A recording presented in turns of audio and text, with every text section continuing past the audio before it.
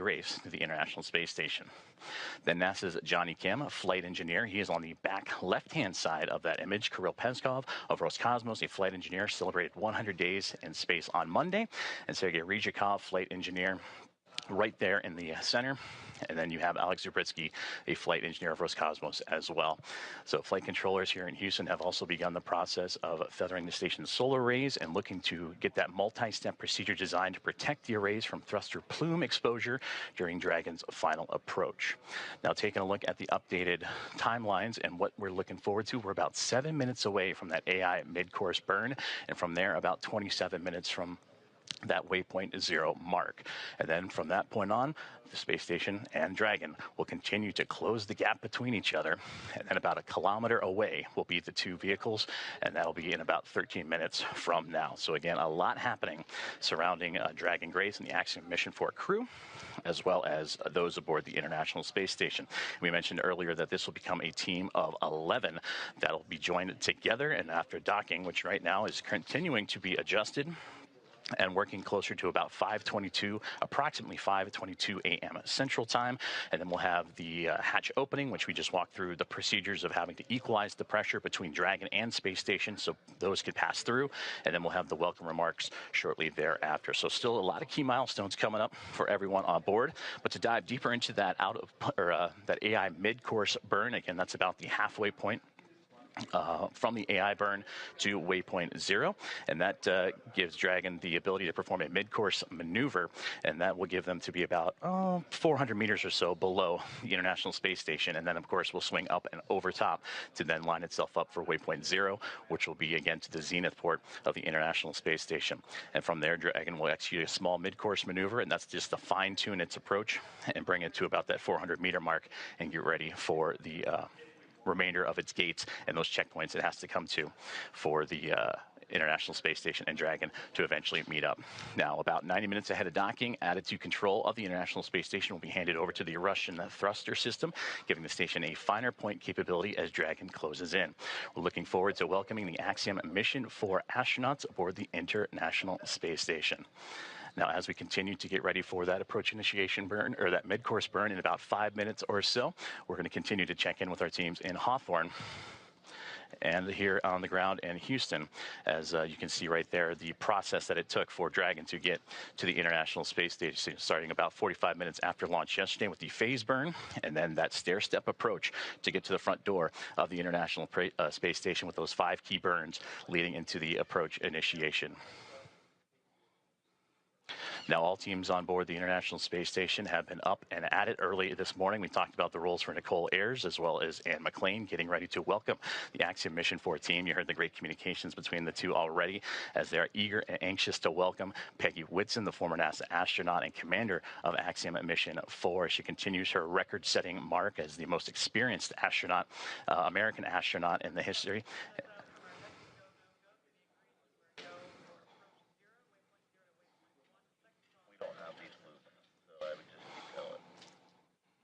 Currently listening into the loops of here, the teams on the ground as they're getting ready to do a go, no-go for Waypoint 0 and Dragon's continued approach to the International Space Station.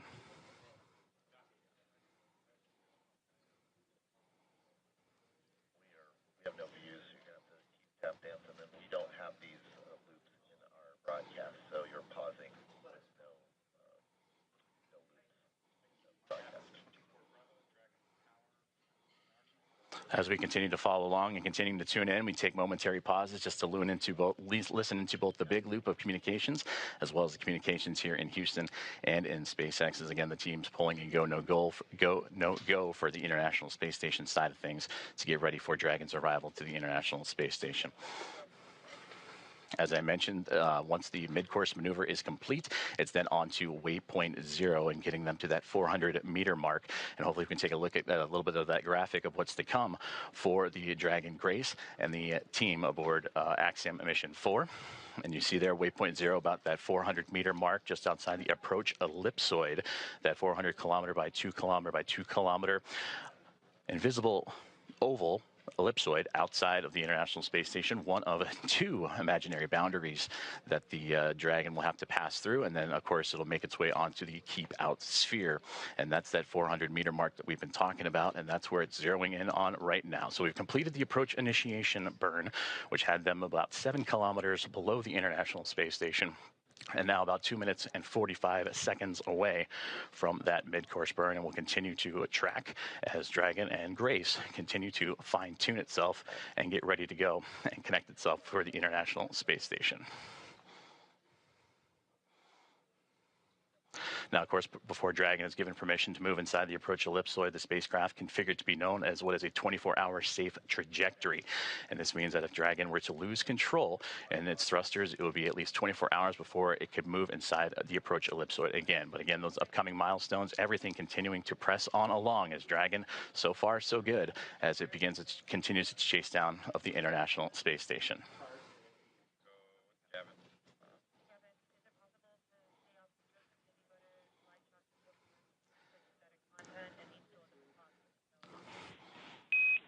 Now this maneuver continues on the big loop.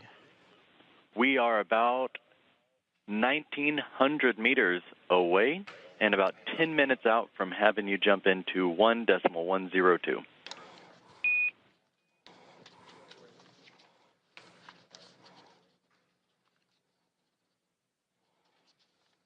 Great call outs there, as you heard the team saying, about 1,900 meters away, that all that separates the Dragon and Grace spacecraft and the International Space Station. Now, as Paul and Ronnie have mentioned, that this is the 4th private astronaut mission, the first since January of 2024, and that was when Axiom Mission 3 would arrive aboard the orbiting laboratory. Now, from AX1 through AX4, once they are aboard, the teams will have welcomed 14 different... Copies, 10 minutes. Houston Station, copy, 10 minutes until step 1 of the procedure. And continuing to track, about now 55 seconds away from that AI mid-course burn. And was saying from AX1 through AX4, the International Space Station will have welcomed 14 different private astronaut crew members representing 11 different nations, and showcasing again how private astronaut missions truly expand access to the space station for more nations, people, and opportunities. And we'll continue to tune into all of the loops here inside of the International Space Station flight control room as we await the AI mid-course burn. And now standing about 20 seconds away as it continues to fine-tune, Dragon Grace continues to fine-tune its path towards the International Space Station.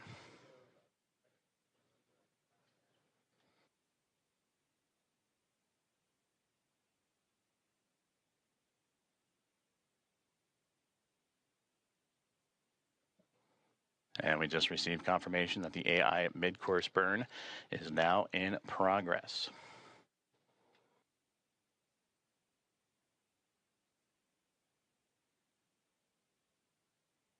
And again, this is done about halfway from our starting point, which was the approach initiation burn, and that'll get Dragon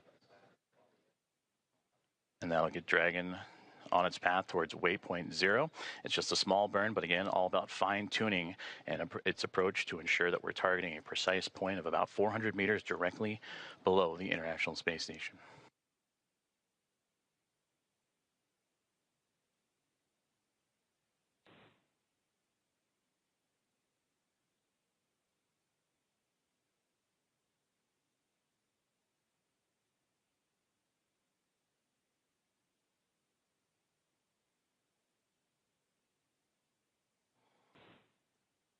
As you can see on your screen, the team on the right-hand side is those working and monitoring the AI mid-course burn, as well as the teams on the left. On the right, that is the International Space Station Mission Control Room here in Houston, Texas. And on the left-hand side, the SpaceX teams and their Mission Control Room in Hawthorne, California, as we continue to follow along with the AI mid-course burn, now a little over 1 minute and 20 seconds in.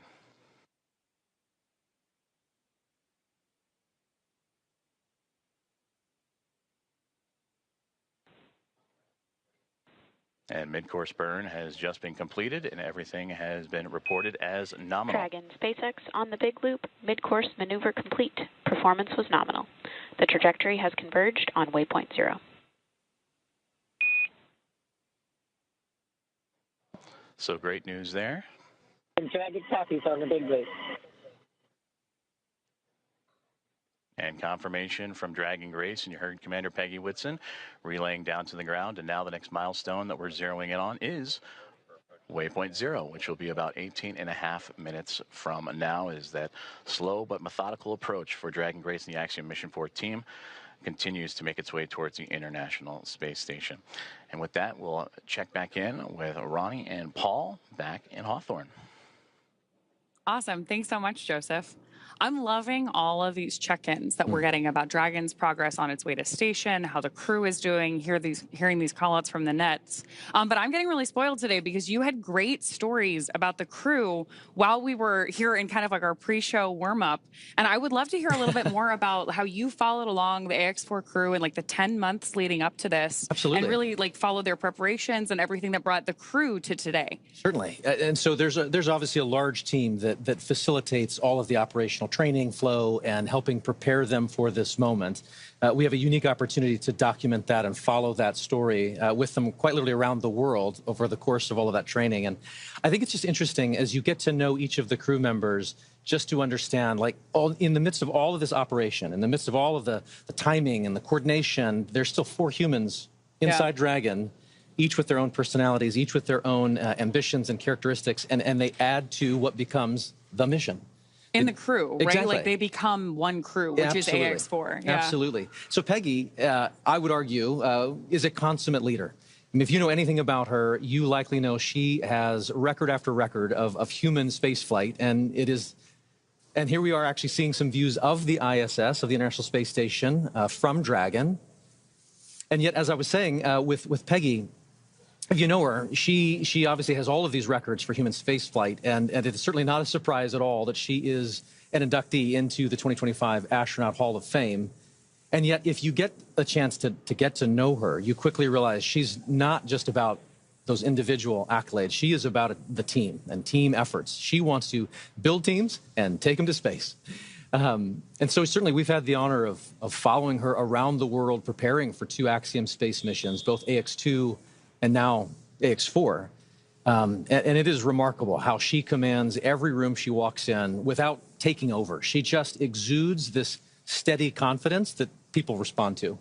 Speaking of how she is commanding the capsule, we just had a great shot of her inside of the Dragon spacecraft, looking up at those touchscreen displays. And so we're going to keep bringing you views like the one we have on your screen right now of the International Space Station whenever we have ground station coverage. When we have good views, we'll obviously share them with you.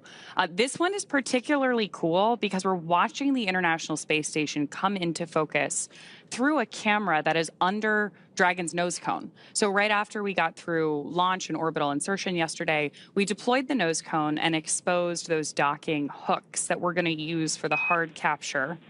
Station Houston on the big loop. Dragon range is approximately 1,000 meters. Monitor long-range approach per steps 1 to 4 in 1.102. Dragon approach and retreat monitoring. ISS crew is now primed for vehicle approach monitoring.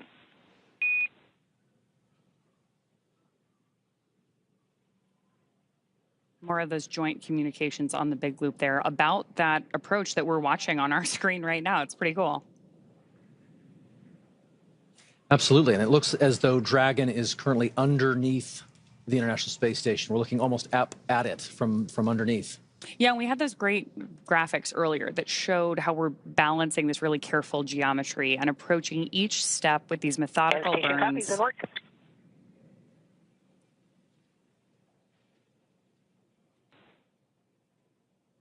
Acknowledgement from our commander there. So we're stepping through each of these really methodical burns of those Draco thrusters on board Dragon. There are 16 of those thrusters around the spacecraft, and we use them for these careful, fine-tuned maneuvering once we get to orbit. So right now on our screen, we've got our commander, Peggy Whitson, and our pilot, Shubhanshu Shukla. And you got a chance to chat with Shuks in the lead up to this launch too, right? Absolutely. He is such a unique, quiet force. He is witty and smart, and I tell you, 3 steps ahead of any given moment, and you don't even realize it. He's already there. He has said that his career is defined by simply saying yes, which I thought was so interesting and powerful and simple.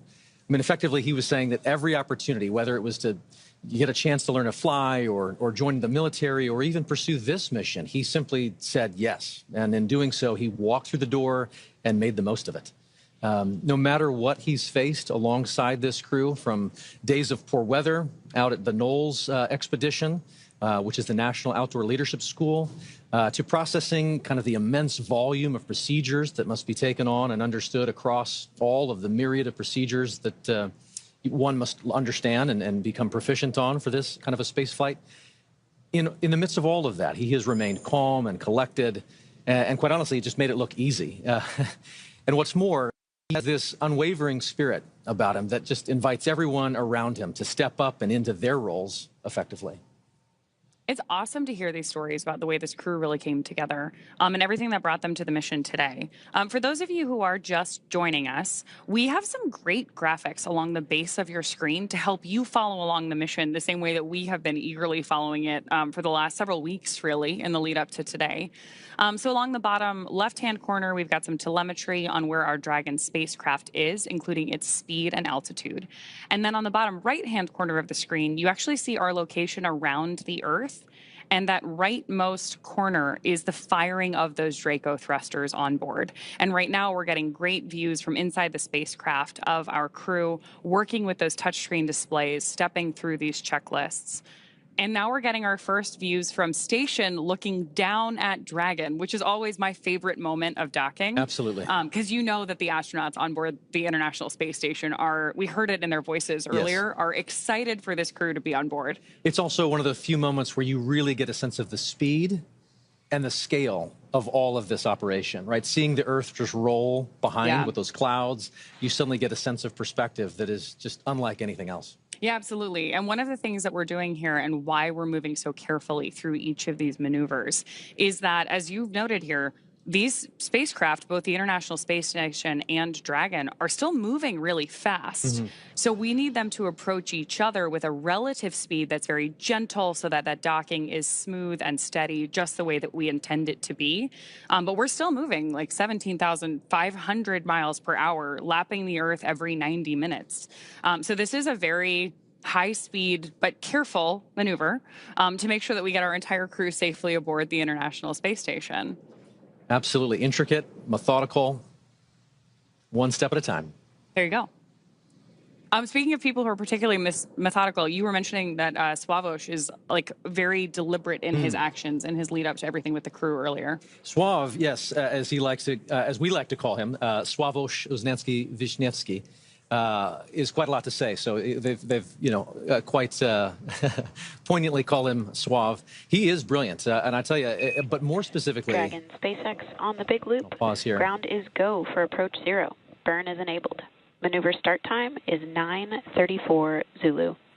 As a reminder, Dragon will nominally continue approach through waypoint 1 toward waypoint 2 without stopping at waypoint 1.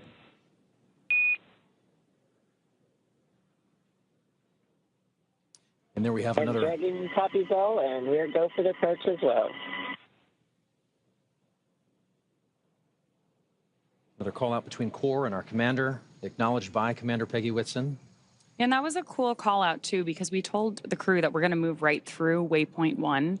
Each of those waypoints are an opportunity for us to pause and make sure that everything's going well. So that means that everything's really going on track, right? We're ready to move into this next process of approaching the station.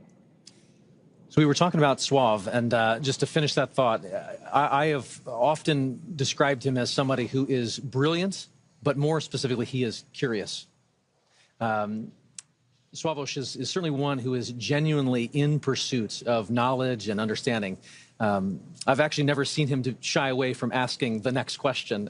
Throughout all the training, you can expect him to raise a hand and lean in, and everyone else does as a result. I mean, you just kind of get pulled into that earnest pursuit of knowledge, and he wraps it all up in a pretty good charm. He's exciting to learn beside.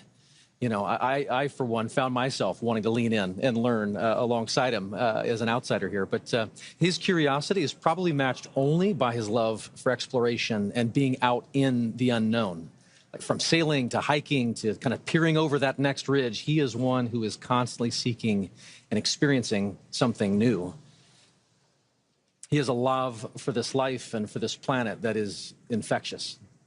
One can only imagine how that perspective is growing as he's looking out the window and seeing the Earth and perhaps even maybe the ISS at this point outside Dragon. Oh, yeah, absolutely. I mean, speaking of his love of something new, 3 of the crew members that we have on board AX4 are first-time flyers to low Earth orbit and to the International Space Station.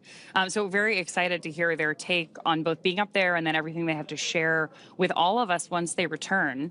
So with that, can we round out some stories here for our 4th crew member? Absolutely. So Tibor, he is an incredible thinker. You can just see him process any information and immediately then begin to put it to use. He is someone who just grabs and goes. But also, even more than that, he's someone who really feels things deeply. He cares about what this mission is. He cares about what it means for all those back home in Hungary. He's got a very high emotional intelligence, I would say. He can read the room in an instant. But I tell you, his gift to humanity is to then be able to elevate and brighten everyone around him. I don't know of a single instructor, maybe ops team member, or even medical support staffer who doesn't smile when they think of Tibor Kapu. And I also tell you, he is tireless. There is quite a lot that he is capable of and responsible for, and that is invigorating to just see him approach every step of everything he's asked to do with diligence. And there were a lot of steps in the lead up to this for our crew. Astronaut preparation is extensive, from training that's specific to each crew member's role to learning SpaceX protocols, space station systems, and preparing for the science and outreach activities they'll be conducting in space. Private astronaut training is pretty rigorous. So in addition to the work that they did in the field, like you mentioned with the National Outdoor Leadership School, or NOLS. Station Houston on the Big Loop. First step, 1 of 1.102. Can you please confirm Dragon is in sight and give us an attitude assessment?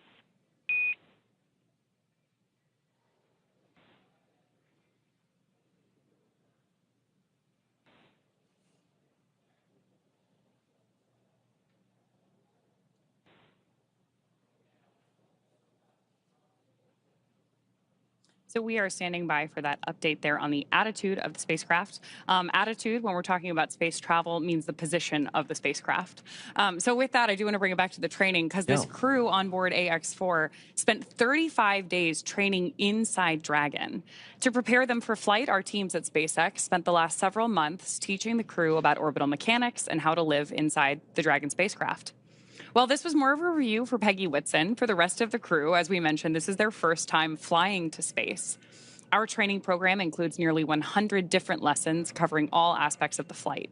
The crew spent time inside our Dragon training spacecraft to run simulations of ascent, space station rendezvous, which we are doing right now, and reentry. And they also spent time at the launch pad in our suit-up room and working through emergency procedures that would be necessary in the unlikely event of a pad abort. And in addition to the critical training from SpaceX associated with... on the Big Loop, com check.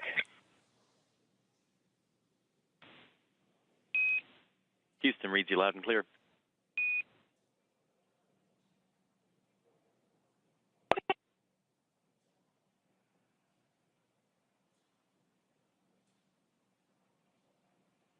And as we were saying, in addition to the critical training from SpaceX associated with all of these dynamic phases of ascent and return, Axiom Space has facilitated a host of training efforts since August over these last 10 months to ensure that the crew and all of those who support them are ready Station for this Houston on mission. the Big Loop. We did not copy your last.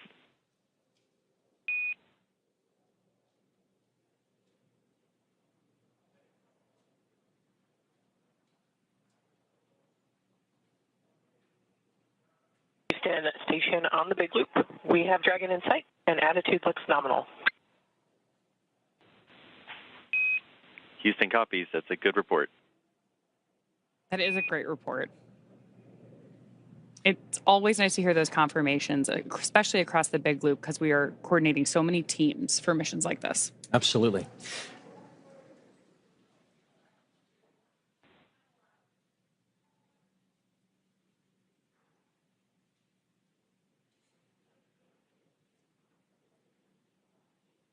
Looking at the graphics at the bottom of the screen, you can see where Dragon is over the Earth. And from my vantage point, I believe that is just east of Africa.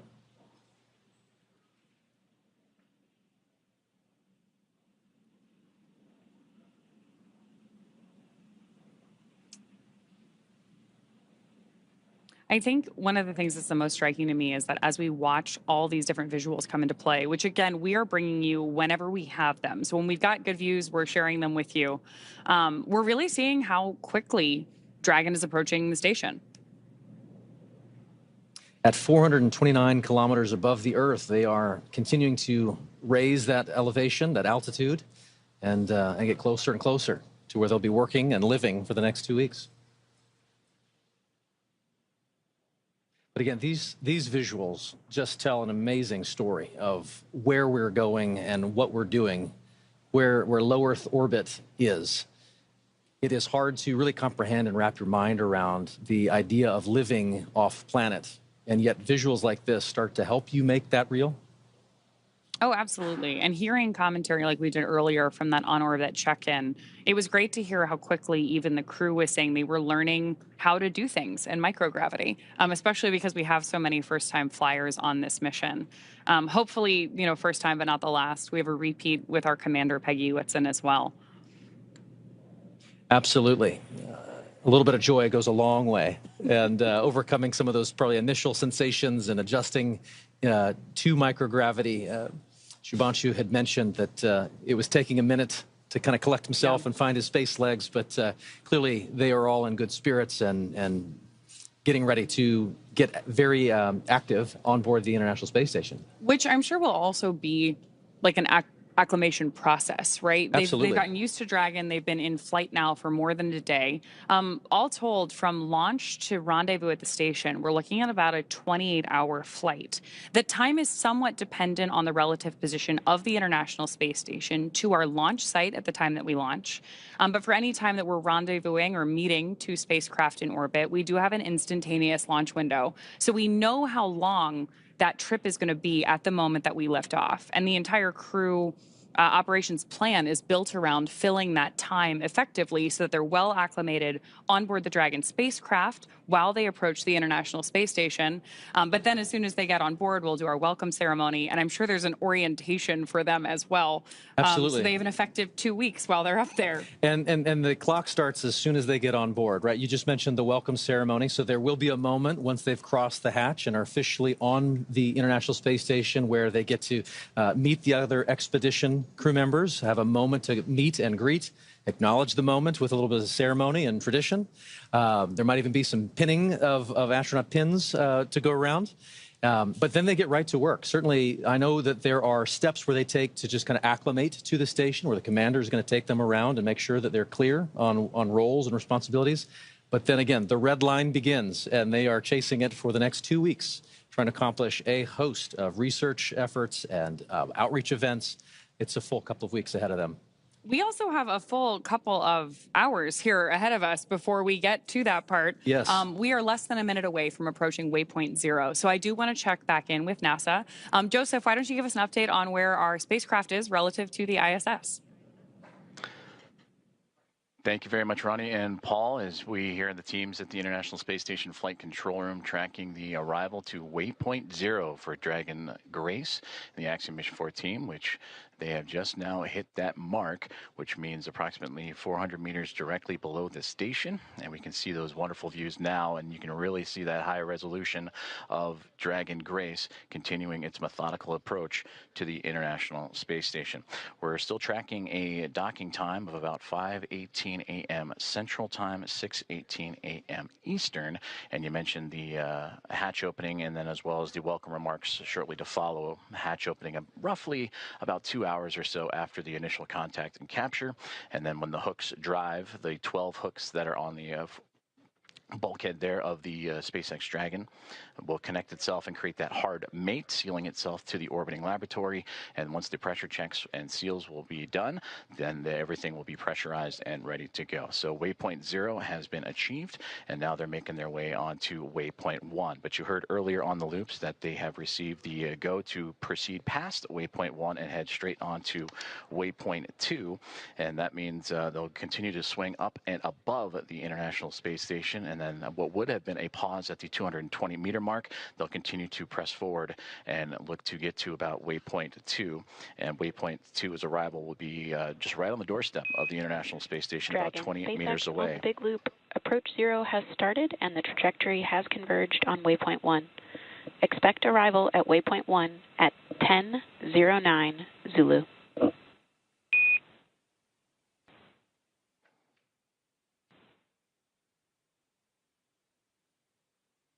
Expecting arrival at Waypoint 1 at 10:09 Zulu.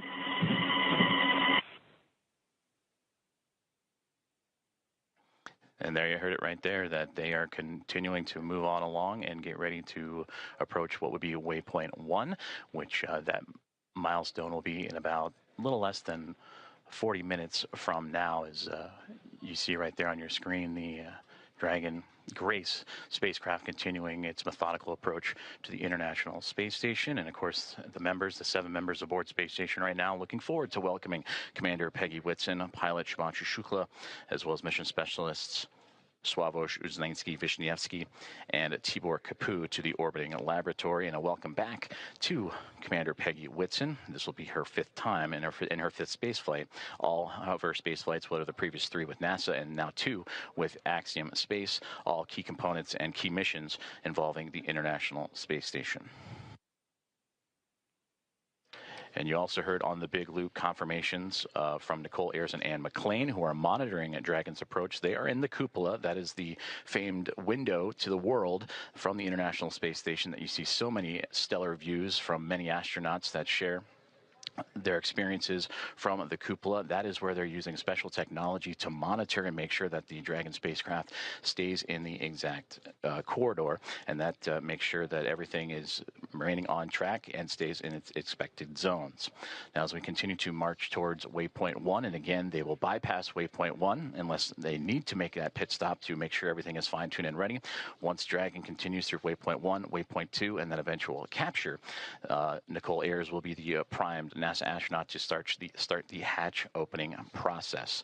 And that'll begin by opening the large hatch on the Node 2 Zenith port. That is the port facing outer space, and that gives them access to the pressurized mating adapter.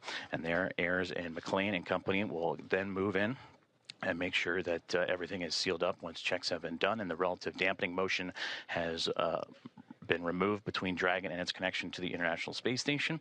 And Ayers will pressurize the vestibule, and that is the small space between the hatches of the Dragon spacecraft and the space station. Now, that vestibule has been exposed to the vacuum of space, and that was all due to prior to docking.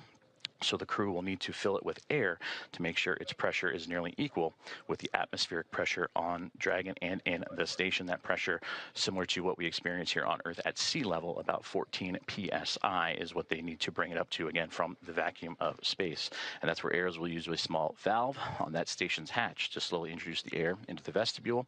And flight controllers here in Houston will monitor and verify that pressure readings, and everything is making sure to be leak-free before we get ready to open up the hatches. As you can see, Space Dragon Grace making its way with the nose cone open, and you can see that strobe in the middle. And it's always fascinating to watch. Now during an orbital daytime, you can see the sun shining brightly on the spacecraft and the thrusters firing, and you can follow along in that bottom right-hand corner which thrusters are being activated again to fine-tune Dragon's path to the International Space Station.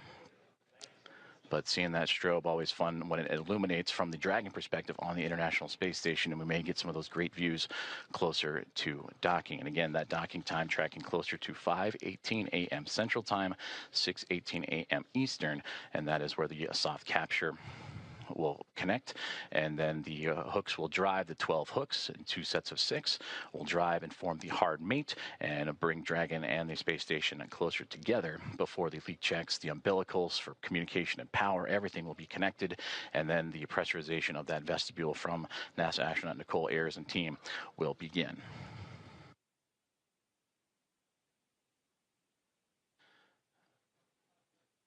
About 36 minutes from now, Dragon spacecraft will reach its Waypoint 1 mark. And again, that's where the spacecraft will swing up and above the International Space Station, as it'll be docking to the space-facing or zenith port of the Harmony module.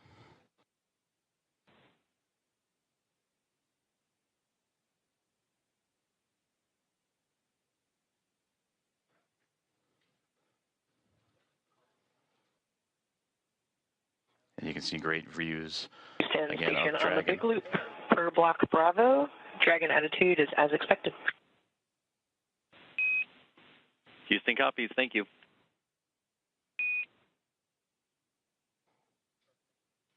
And great communications there. Is everything going to plan for Dragon Grace? And you can see those thruster firings, those plumes of gases that are helping the spacecraft navigate its way from Waypoint 0 to Waypoint 1, and as mentioned, it's going to go up and over top of the International Space Station and then align itself to that zenith port, and then it'll make its way onto Waypoint 2.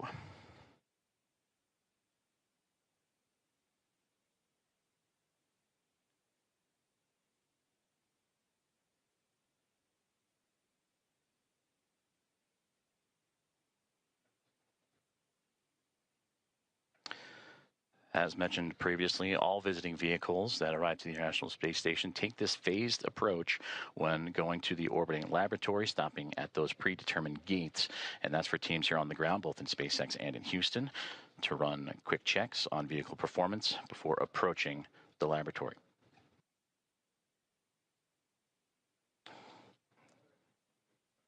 And there you can see that strobe effect that we were talking about just a moment ago as it illuminates the views from the International Space Station looking at the Dragon Grace spacecraft as it continues its methodical approach to the station, as they are now just in the southernmost regions of Australia and making its way into the Pacific Ocean.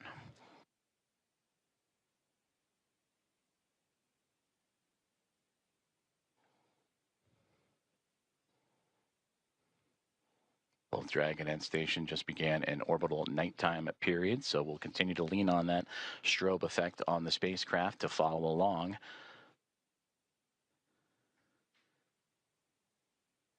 As Slow and Steady continues to win the race for these docking operations between Dragon and the International Space Station, and of course always requires a great deal of precision to make sure that we're keeping the spacecraft and the crew safe. And there's a great look inside of Dragon Grace, and then the view from the spacecraft now looking to the International Space Station, and those slight glimpses of daylight left before both the orbiting laboratory and the spacecraft completely enveloped in darkness during the orbital nighttime period. You can see the radiators. That's what's most prominent in the view of the International Space Station.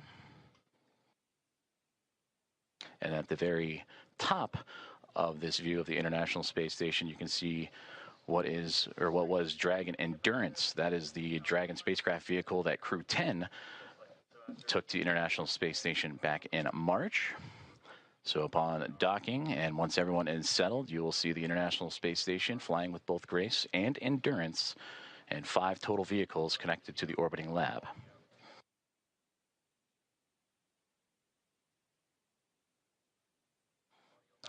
View inside of the Dragon spacecraft, and you see from just over the shoulder of Peggy Whitson and Shubhanshu Shukla, the commander and pilot, as they are continuing to monitor the progress of the spacecraft. And there, the final faint views of the International Space Station before the orbital nighttime period. And as mentioned, these two chasing each other just off the southeast coast of Australia as we speak.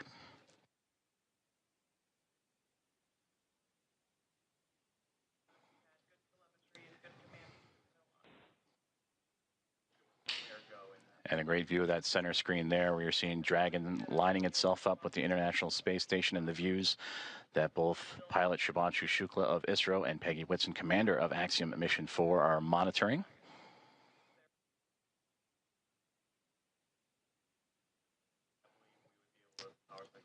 Now approaching about 31 minutes until we reach Waypoint 1.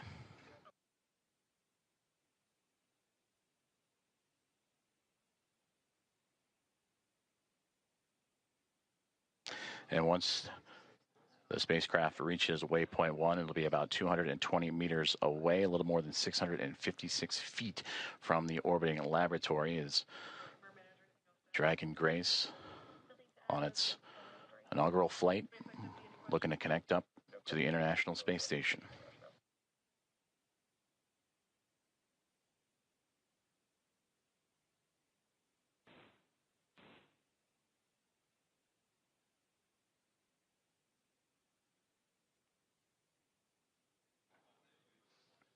Before we reach Waypoint 1, which will be in about 30 minutes from now, the teams here on the ground, about 10 minutes outside of that milestone, will conduct a go, no-go poll, which we've been talking about throughout today's broadcast, just that step-by-step process, that slow and steady methodical maneuvering of the spacecraft to connect to the orbiting laboratory.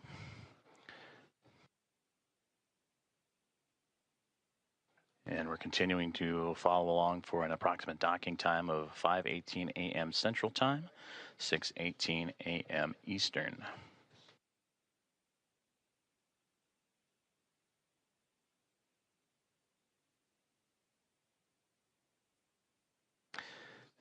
And the only light you're seeing from that shot was bouncing off of the International Space Station and what it provided, but now inside Dragon Grace and its Axiom Mission 4 crew of Peggy Whitson, commander, Shubhanshu Shukla, pilot. That's who you see in the field of view there. Just that over-the-shoulder shot as they monitor Dragon's maneuvering towards the space station, but also joined alongside by mission specialist Sławosz Uznański-Wiśniewski and Tibor Kapu, respectively, of ESA and Hunor.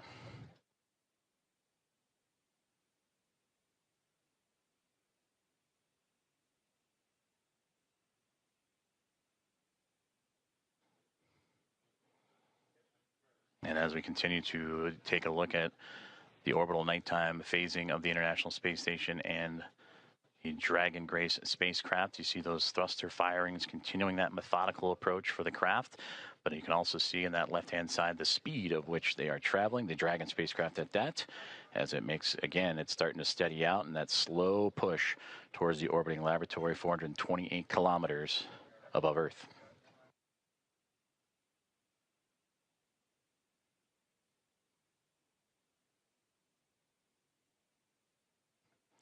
Once aboard the orbiting laboratory, the Axiom Mission 4 crew will participate in about 60 research investigations representing 31 countries, and more than 24 of those experiments supported by the ISS National Laboratory.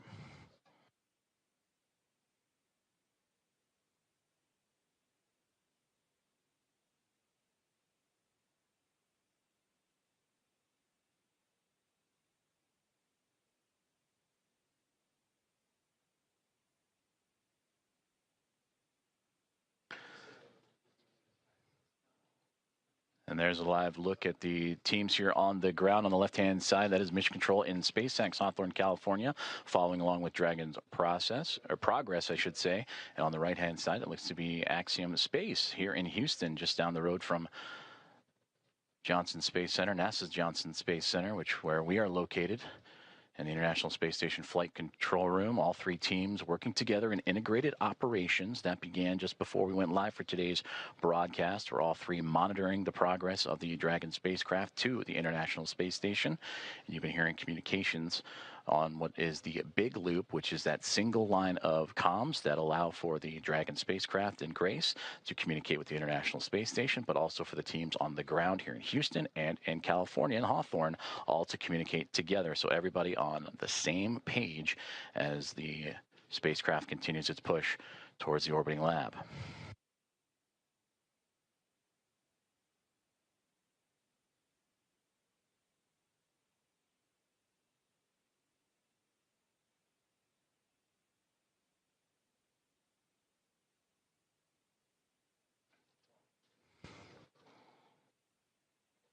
They're about 26 minutes away, a little bit north of that, until we reach Waypoint 1 for Dragon Grace. As you can see, some of that telemetry and data populating the screens inside of the spacecraft that the team on board are carefully monitoring. And this is the view from the Dragon spacecraft looking up at the International Space Station as these two now making their way into the southernmost regions of the Pacific Ocean, having just passed underneath the south and then the southeast of Australia. They will continue into an orbital nighttime period until they reach roughly about the east coast of North America, and then you'll get some of those great views of the sunlight radiating over top of both of the craft.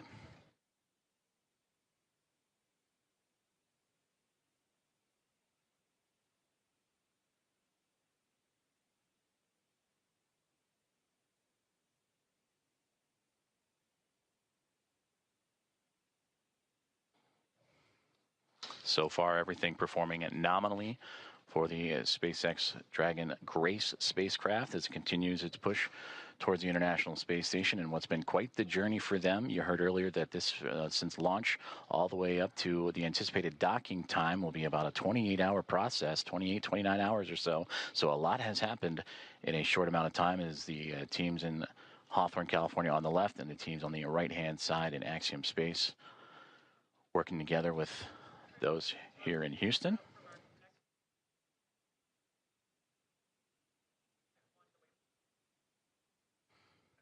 And those teams right now communicating with each other on those internal communications loops that we monitor and follow along with as they now prepare the teams for Waypoint 1 about 24 minutes from now. The go, no go for that will be in about 15 minutes or so. And we'll keep an ear out for those comms as, again, Dragon's starting to slow down its approach towards the International Space Station, a very methodical journey that all started shortly after launch, what was yesterday morning at 1:31 a.m. Central Time, 2:31 a.m. Eastern. That saw the Axiom mission 4 team reach orbit and begin its journey to track down the International Space Station, the 4th private astronaut mission and the first since January of 2024, when Axiom mission 3 would join the expedition aboard the orbiting laboratory.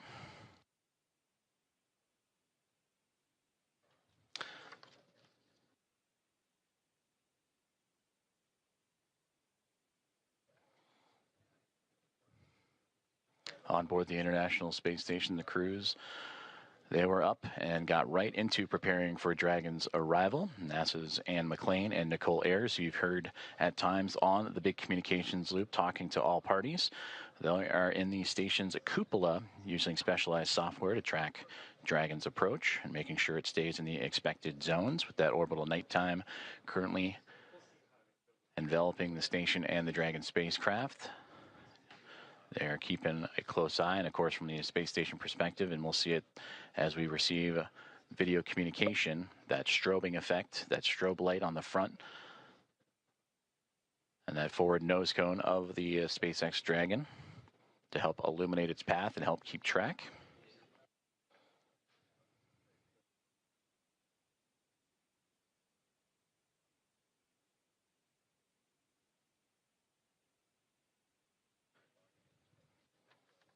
Earlier, we also received that as the Dragon spacecraft makes its way towards Waypoint 1 about 22 minutes from now, that the teams on the ground were looking to bypass this milestone, but will again do a go, no go poll, make sure everything looks exactly as it should before allowing that bypass of the spacecraft, and then its maneuver up and over top of the International Space Station, and then proceeding onto Waypoint 2.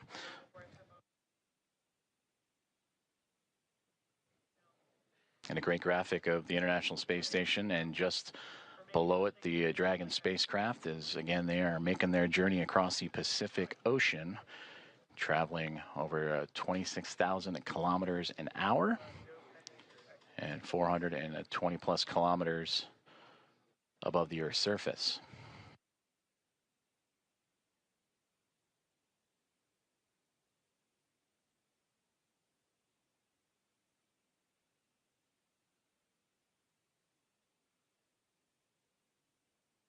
We've been talking about that methodical approach for the Dragon spacecraft that started immediately, or 45 minutes or so immediately after launch yesterday morning, in which they would execute a series of burns from the phase burn to the boost burn, co-elliptic or close burn, transfer, and co-elliptic burn. Those 5 burns allow for the stair stepping of Dragon to climb up in altitude, but also to close the gap, the distance between the International Space Station and the spacecraft itself.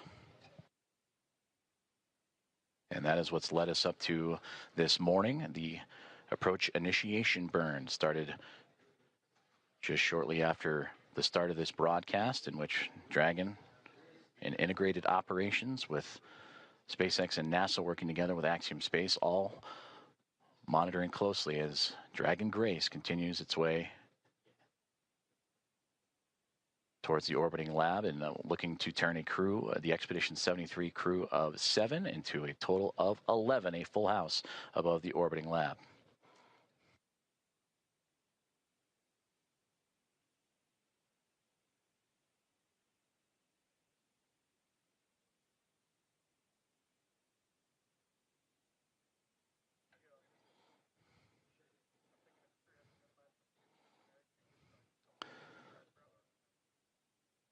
Now inside 20 minutes to the Waypoint 1 arrival. And about 10 minutes or so, the teams here inside Houston, as well as and SpaceX in Hawthorne, California, will continue to monitor and do the go, no go for Waypoint 1. And if everything is on track, they'll continue to proceed through Waypoint 1 onto Waypoint 2. And Waypoint 2 has them right on the doorstep of the International Space Station, about 20 meters out when they arrive to that waypoint, a little more than 65 feet away.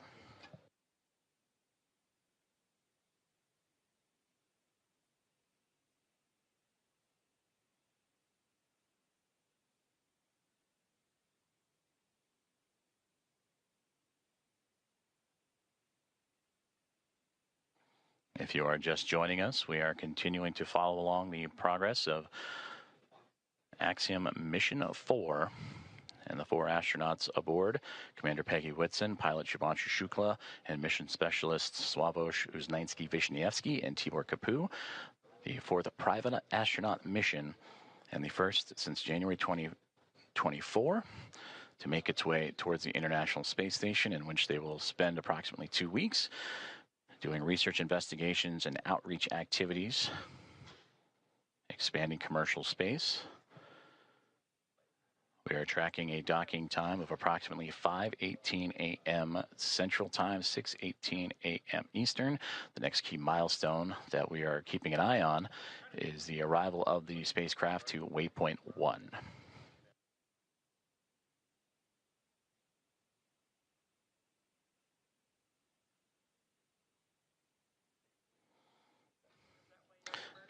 And to gain perspective, Waypoint 1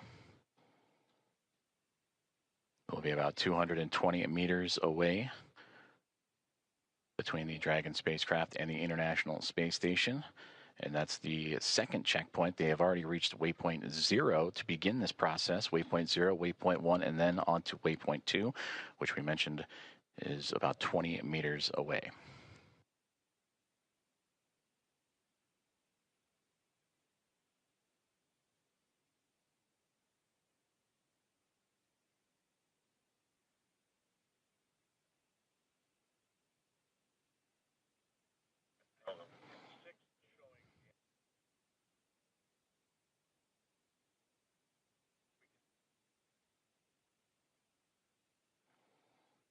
Okay, set down.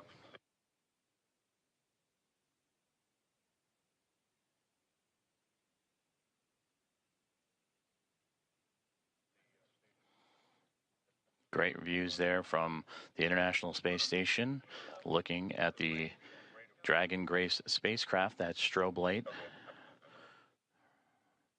illuminating its path, as well as the port and starboard side lights. The red and green that you see on your screen is both the International Space Station and Dragon Grace in an orbital nighttime period. They're actually crossing over the Pacific Ocean, about to cross over the equator, and then eventually make its way over the west coast of North America.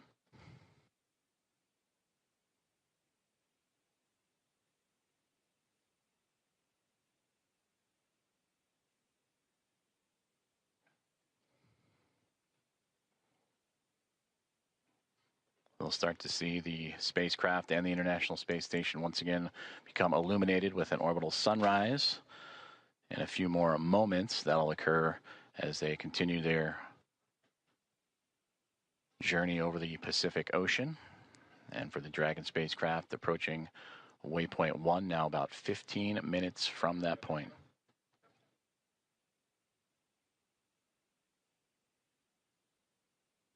And we'll continue to bring those great views as you see that slow and steady progress of the Dragon vehicle as it continues to track down the orbiting laboratory. And on your screen, you see the speed and altitude, where it is over the Earth in current relation. But on that far right-hand side, that's the thruster firings. And you just see those illuminate every so often as Dragon continues to fine-tune its path towards the International Space Station.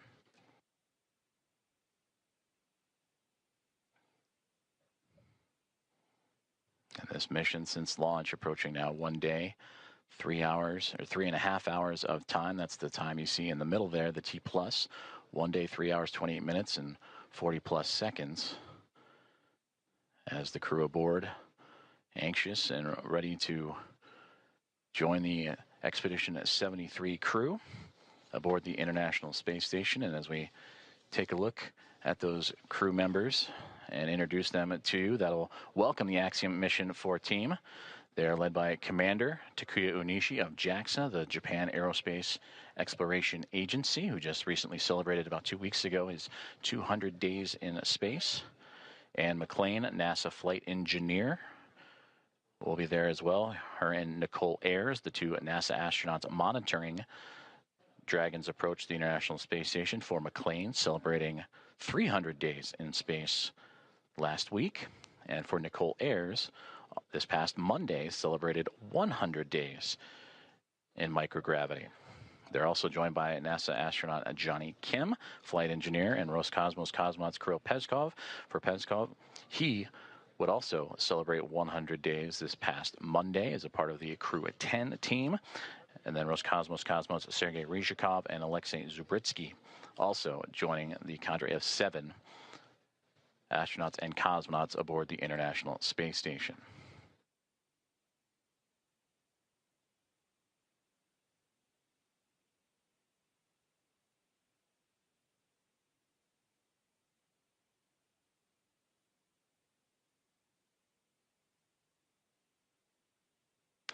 We mentioned earlier, this is the 4th private astronaut mission to the International Space Station, and the first since January of 2024, since Axiom Mission 3. From the Axiom Mission 1 now through Axiom Mission 4, the International Space Station will have welcomed 14 different private astronaut crew members representing 111 different nations, and showcasing how these private astronaut missions truly expand access to the space station for more nations, people, and opportunities. And we talked about this crew, in approximately their 2 weeks on board the orbiting laboratory, will participate in around 60 research investigations representing 31 countries, with more than 24 of those experiments sponsored by the ISS National Lab. In about 2 minutes, we'll monitor the loops and keep an ear out for the go, no-go poll on the ground for teams that'll be monitoring Dragon's approach to Waypoint 1. And that waypoint will be reached in a little less than a dozen minutes, 12 minutes from now.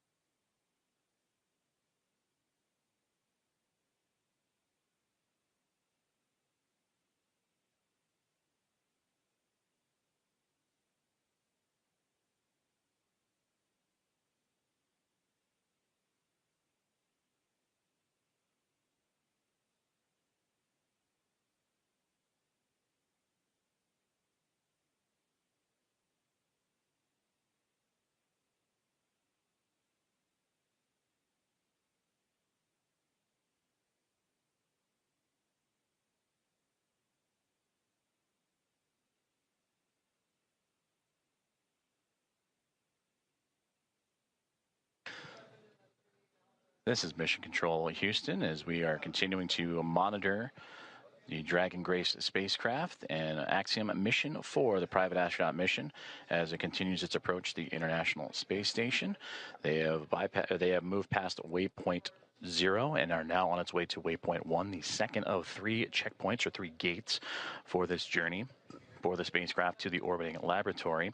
We just received update that the new anticipated docking time, approximately 5:30 a.m. Central Time, 6:30 a.m. Eastern, as the Dragon spacecraft and the International Space Station teams here on the ground, both in Hawthorne, California for SpaceX and inside of NASA's Mission Control Houston and the International Space Station Flight Control Room, continuing to work together in communication and relay those updated data and projections and trajectory and all the information needed. So again, that docking time has been updated to now approximately 5:30 a.m. Central, 6:30 a.m. Eastern.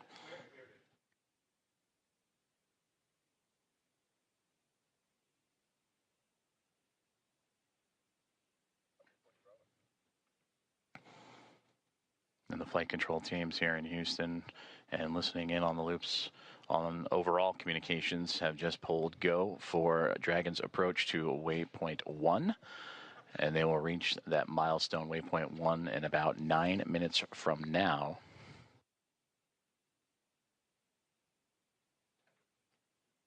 This waypoint will have the spacecraft 220 meters away from the International Space Station, a little more than 656 feet. And once it reaches that docking access, an additional go-no-go pole will be created, in which the teams will then pull for the arrival of the spacecraft to Waypoint 2. And given the go there, Dragon Grace will move to within 20 meters and a little more than 65 feet from the orbiting laboratory.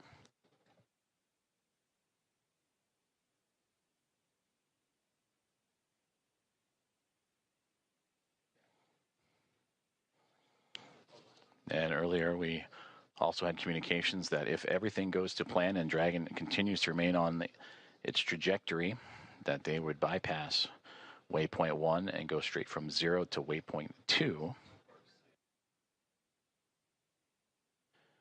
But once it arrives to Waypoint 1, this will be the point in the spacecraft's journey in which we will be on what we call the docking axis, which will essentially mean that it is directly in front of the docking port that it'll connect itself to. The crew are right now heading to the space-facing port on the International Space Station, node to zenith of the Harmony module. That zenith meaning it is the side of the space station facing space.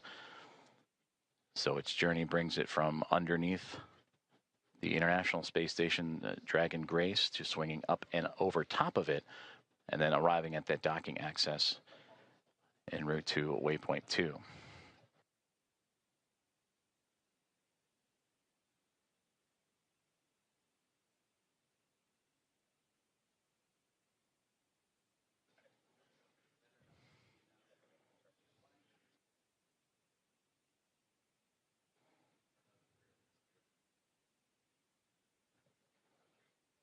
We'll continue to bring views of the International Space Station and Dragon Grace spacecraft as we receive them, as the two continuing their chase to connect up as they're now making their way towards the western coast of North America in an orbital nighttime configuration.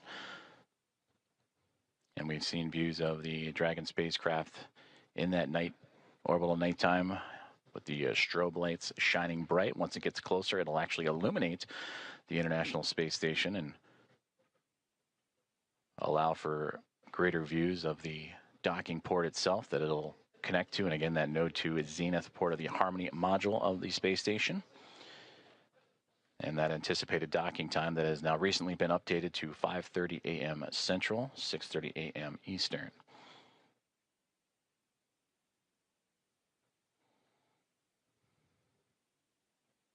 Teams on the ground have pulled go for Dragon's approach to Waypoint 1, and that arrival to that checkpoint will be a little more than 5 minutes from now.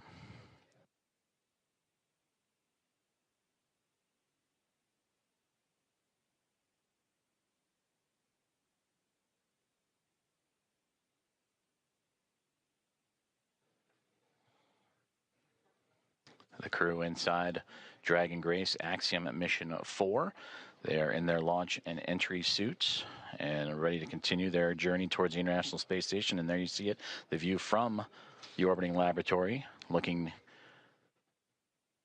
at Dragon Grace. As you see that strobe light we were just mentioning, as it gets closer, will illuminate the side of the orbiting laboratory, as well as the port and starboard lights, the red and green. Crew in their launch and entry suits, providing that extra layer of protection of pressure, and that happens, are in them during these dynamic phases of flight.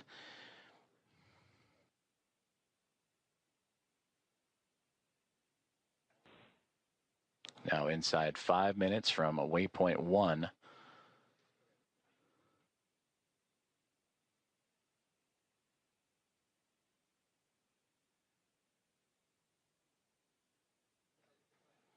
When Dragon docks to the International Space Station, there will be 5 spacecraft connected to the orbital outpost, and we'll bring the crew up to 11 crew members, and the overall total of the International Space Station to 288 visitors since 1998.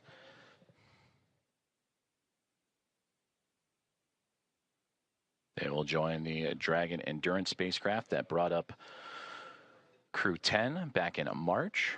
They will also join with the Soyuz MS-27, a spacecraft that brought NASA astronaut Johnny Kim to the International Space Station in early April.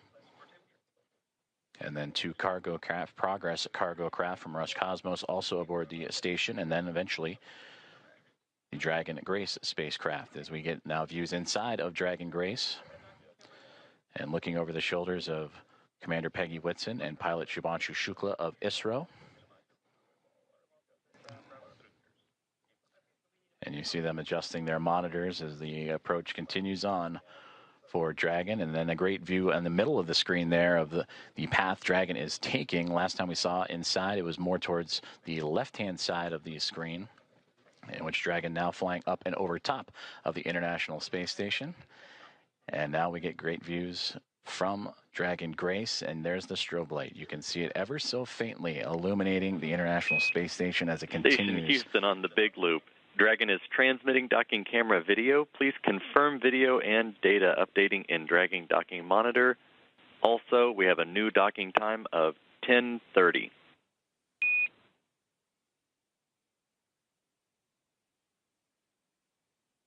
Copies. We are seeing data on the Dragon docking monitor, and we copy 10:30 for the new docking time. Houston copies.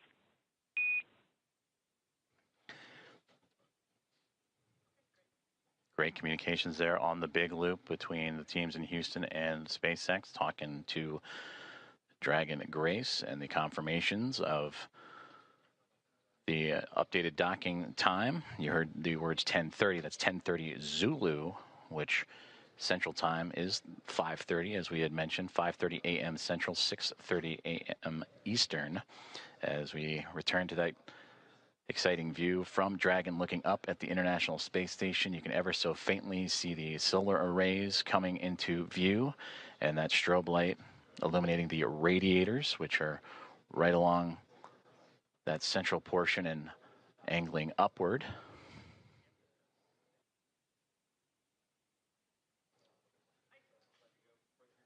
The International Space Station and the Dragon spacecraft now approaching the west coast of North America, right around the Seattle area, that border between the United States and Canada, as we are approaching 1 minute away from Waypoint 1, the second checkpoint and second series of waypoints for the spacecraft to reach to. The teams have already pulled go, but we will listen for the call outs for that Waypoint 1 arrival. Dragon SpaceX on the big loop, approach 1 and soft capture ring extension will begin shortly.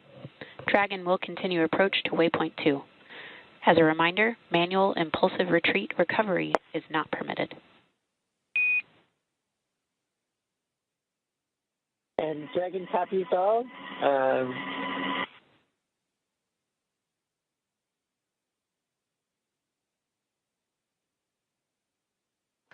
And there you heard communications on the big loop about that soft capture ring. And that is the initial contact that will occur between the Dragon spacecraft and the International Space Station, a soft capture, with that soft capture ring then retracting and the 12 hooks that will drive and connect and form a hard mate between the spacecraft and the International Space Station. From there, power communications will then be connected up, and astronaut Nicole Ayers will make her way into the pressurized mating adapter and get ready for hatch opening procedures, which will require bringing the vestibule, the space between the two hatches, between the International Space Station and Dragon Grace, together. And there we see the orbital sunrise making its way over top of the International Space Station as they continue their pursuit of each other, now angling over at North America.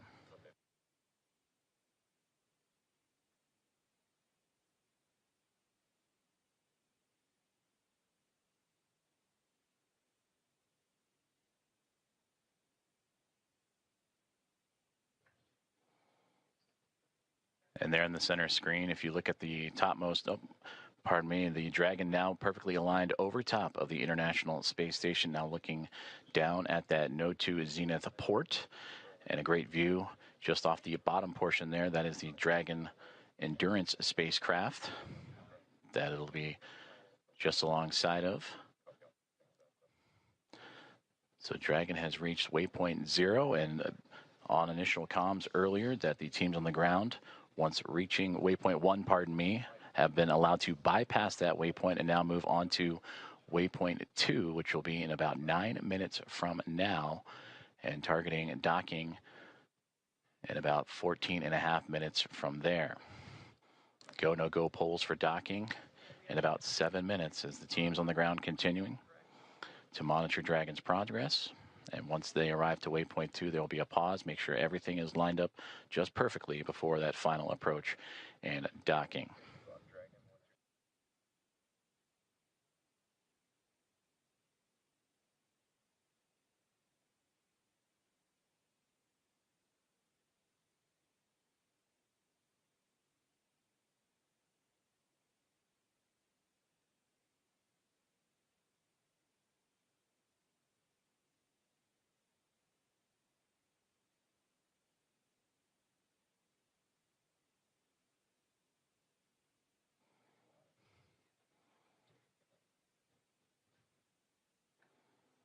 This is Mission Control Houston as Dragon Grace and the spacecraft carrying Axiom Mission 4 and their 4 astronauts continuing their approach to the International Space Station. They have just made their way past waypoint 1, which had them at 220 meters away from the space-facing port of the International Space Station's Harmony module. And now on the path to reach waypoint 2, teams on the ground have concurred or agreed that they will take a brief pause at waypoint 2, which is 20 meters away, to make sure everything is aligned precisely. And there you see the view from Dragon and that newly illuminated International Space Station as the two craft navigating its way over North America, coming into an orbital sunrise and daytime period.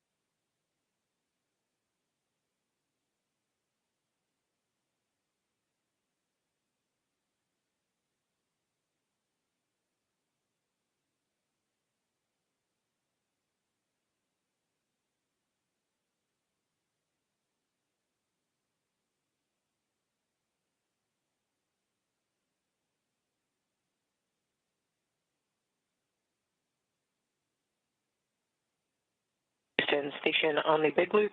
Dragon attitude is still as expected, and station is ready for docking.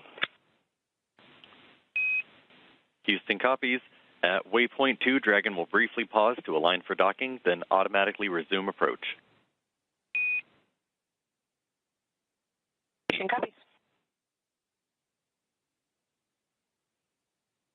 Commentator Rob.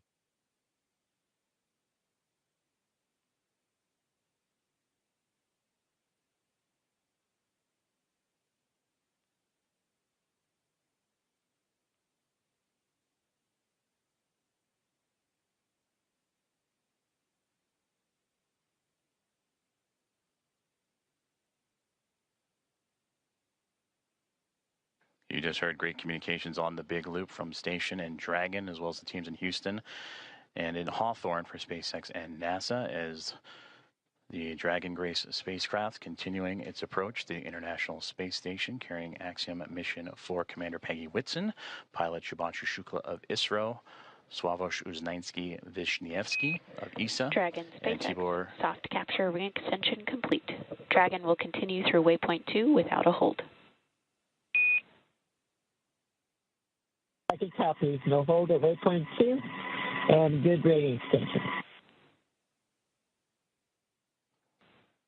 Great communications there. They were anticipating a brief hold to make sure everything aligns, but Dragon Grace continuing on what has been so far so good. A great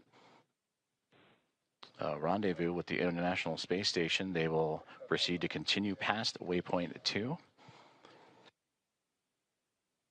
And you also heard in the communications with NASA astronaut Nicole Ayers, the station ready for docking.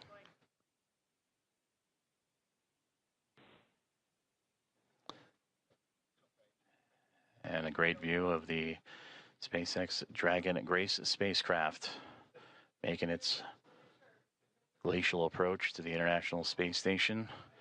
And the view from the space station looking up as it approaches the space-facing or Node 2 zenith port of the Harmony module.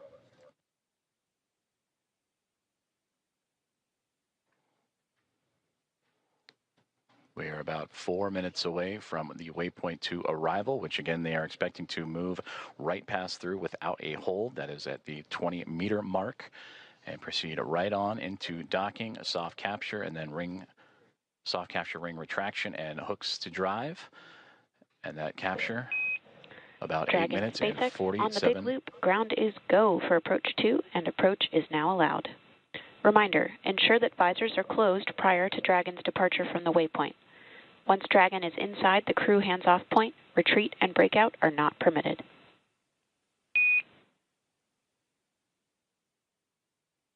Dragon copies, and we have visors down, and we are go for docking as well. And copy on the approach. Inside 2, chop. SpaceX copies, visors down, SpaceX crew is go for docking.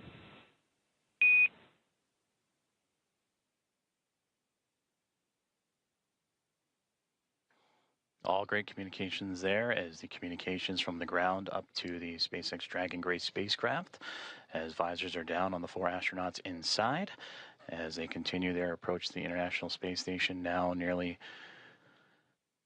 7 minutes away from that initial contact. Dragon and the International Space Station now making its way over the northernmost territories of North America and Canada, and heading towards the Atlantic Ocean, as we are now 7.5 minutes away from the approximate docking time, as Dragon will move smoothly past waypoint 2, about 20 meters away.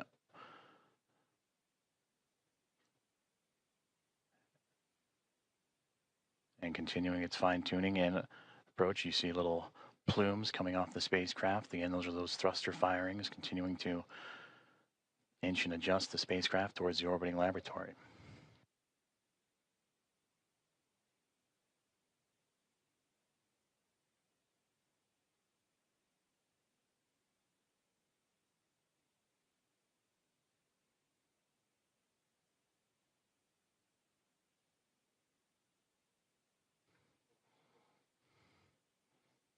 Dragon continuing to get bigger and bigger from the viewpoint of the International Space Station as Waypoint 2 about 90 seconds away, and there it'll be just a mere 20 meters away. And there the spacecraft will focus on aligning its docking system with the docking adapter and then fly in to make the initial contact and give us what we will call that soft capture, or the soft capture ring will retract. And then the hooks will drive to form the hard mate. And that capture, or that initial contact, coming in about 6 minutes from now.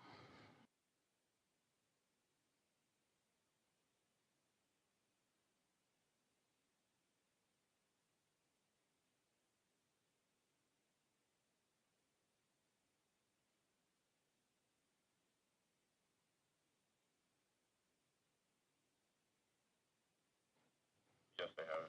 I could press them. They switch it up.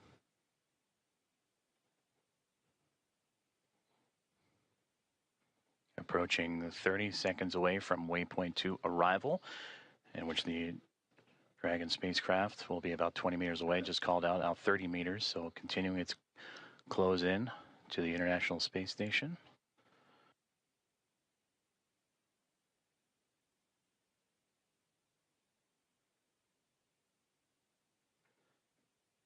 Dragon Grace now 25 meters away.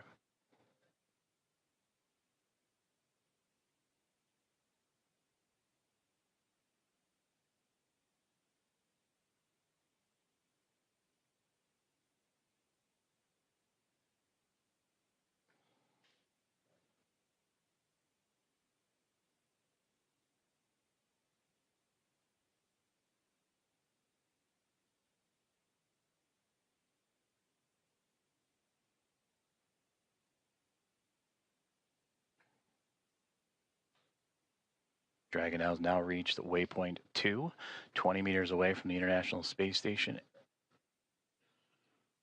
and will continue its approach to the International Space Station.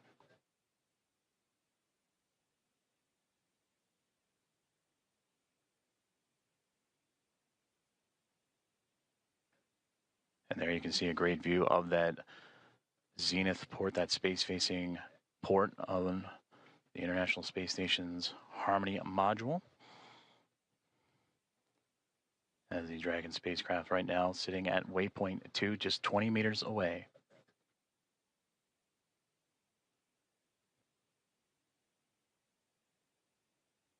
Houston at station for step 4 in block Bravo. Dragon attitude is as expected. Houston copies.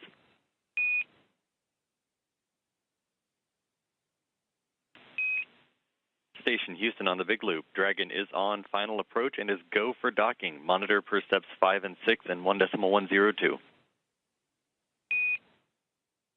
Station copies, monitoring for steps 5 and 6.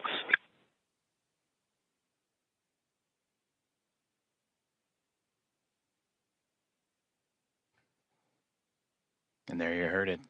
The final steps relayed up to the crew for final approach and docking have been given as we continue to see Dragon Grace spacecraft close the gap between them and the International Space Station.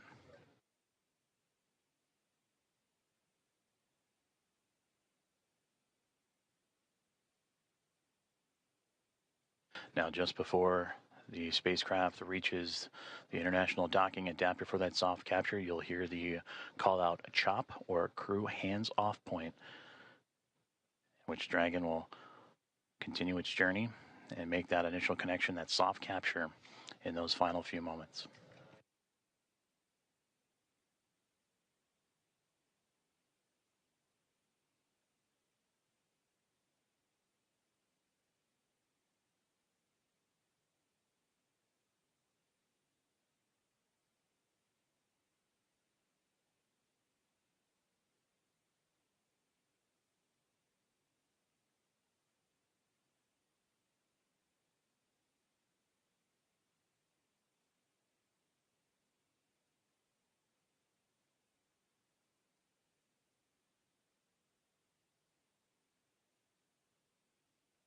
SpaceX Dragon, 10 meters.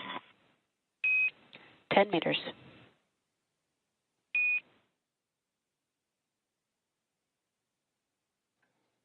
Inside 10 meters, a little less now than 30 feet away, is all that separates Dragon Grace from the International Space Station.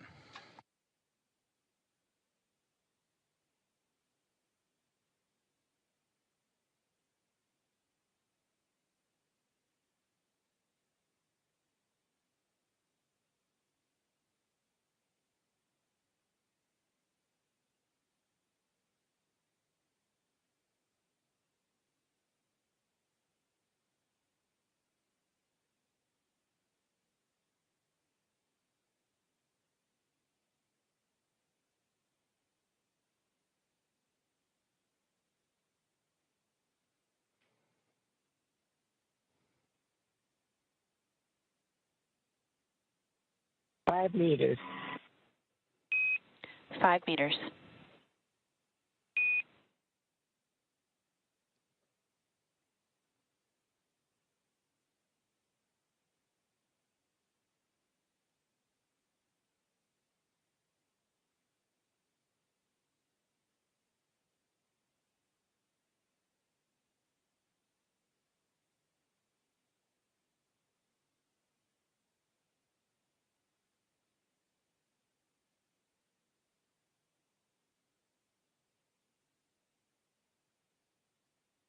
Meters.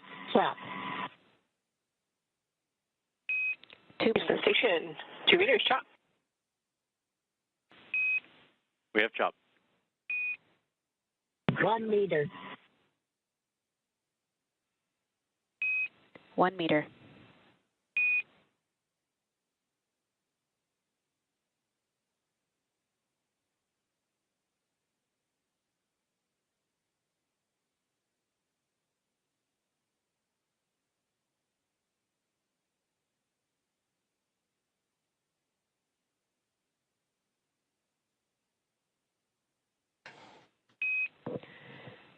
Dragon contact and soft capture complete.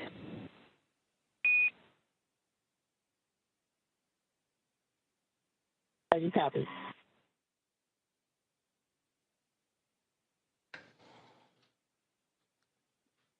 Dragon Grace and the Axiom Mission 4 crew have arrived to the International Space Station at 5:31 a.m. Central Time over the North Atlantic as the two orbiting around the Earth, connecting with the soft capture ring, and now we'll begin the ring retraction to bring the two vehicles closer together, and then the 12 hooks, the two sets of 6, Ring will drive retraction to form in a hard nut.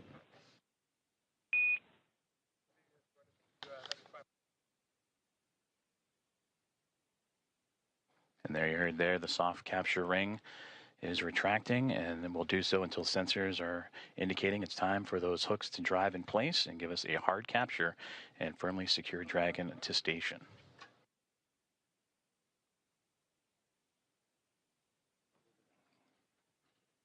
And again, Axiom Mission 4 and its commander Peggy Whitson, pilot Shubhanshu Shukla of ISRO, and mission specialist Sławosz Uznański-Wiśniewski and Tibor Kapu of ESA and Hunor have arrived to the International Space Station with contact at 5:31 a.m. Central, 6:31 a.m. Eastern, as the two were orbiting over the North Atlantic.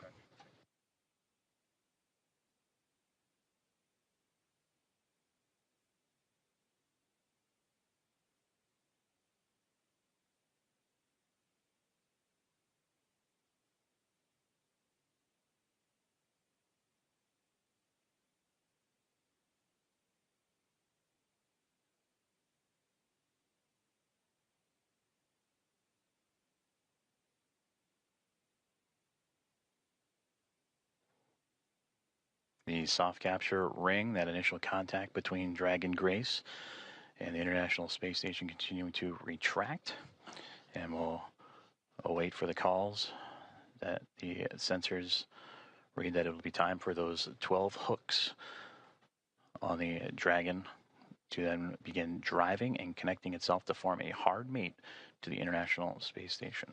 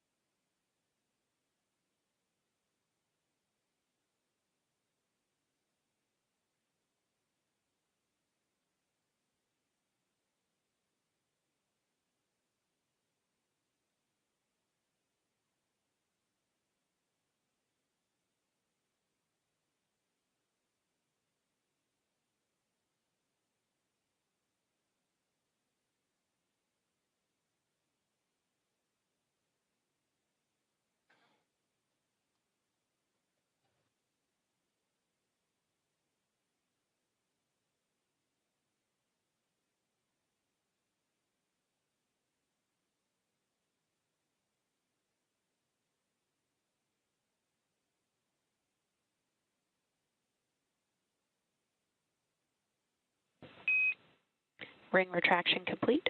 Docking sequence is holding for MCS reconfiguration.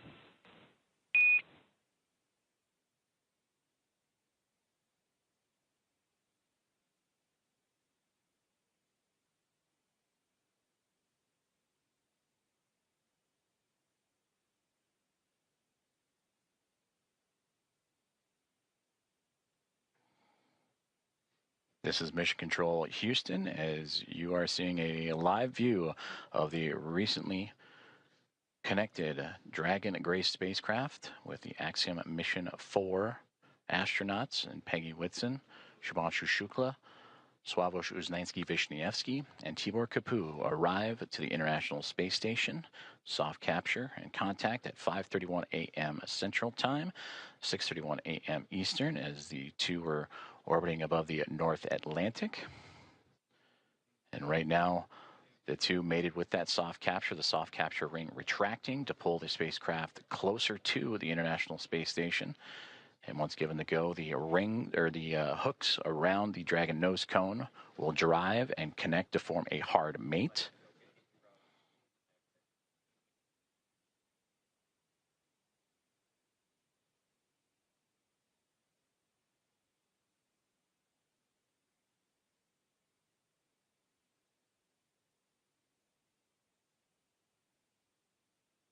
Teams on the ground in both Houston. Station Houston on the big loop. MCS configured, proceeding with hook driving. Station copies.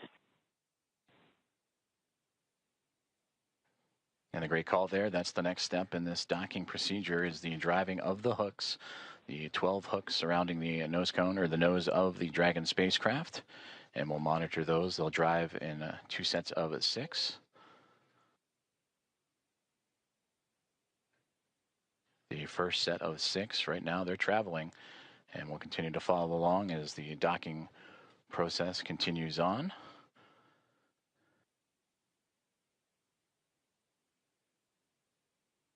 And then after that first set of 6, the second set will drive and connect Dragon to form a hard mate to the International Space Station. And once the docking is complete, NASA astronauts Anne McLean and Nicole Ayers, who have been monitoring from the International Space Station from the cupola of the Dragon's arrival, it'll be Ayers that'll begin the hatch opening or hatch operations. And that'll start by opening up the main hatch on the Node 2 Zenith section of the Harmony module. That's what you see Dragon connected to. And what's separating that module and the Dragon spacecraft is that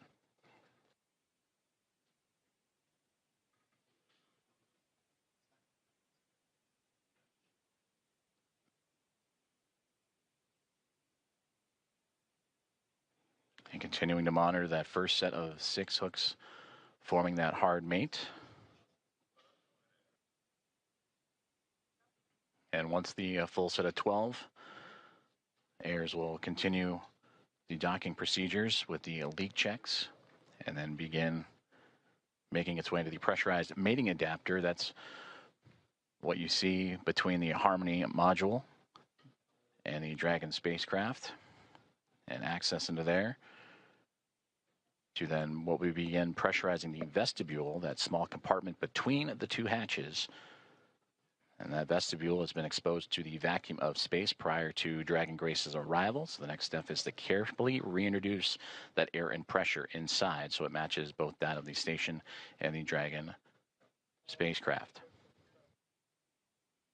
And we just received confirmation that the first set of 6 hooks have driven and closed, and we'll now begin the second set of 6 to continue that hard mate between the Dragon spacecraft and the International Space Station.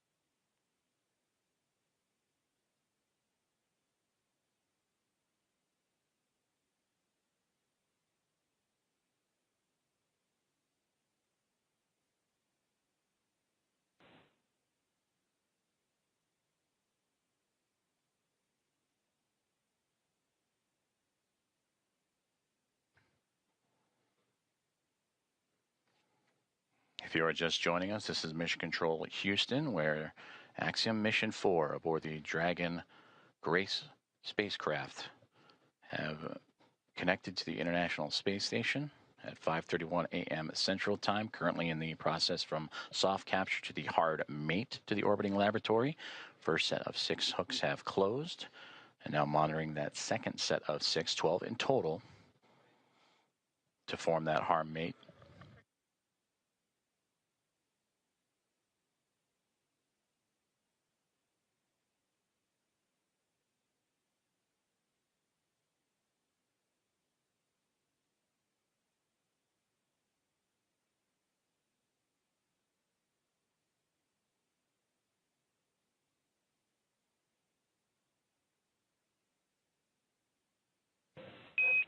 Dragon SpaceX on the big loop, hard capture complete.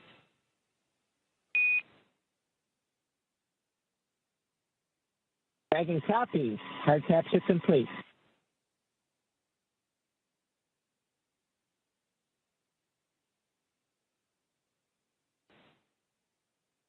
And we just heard confirmation there. All 12 hooks have closed, and that is a hard mate to the Dragon Grace spacecraft and the International Space Station, completing from soft capture to that hard mate.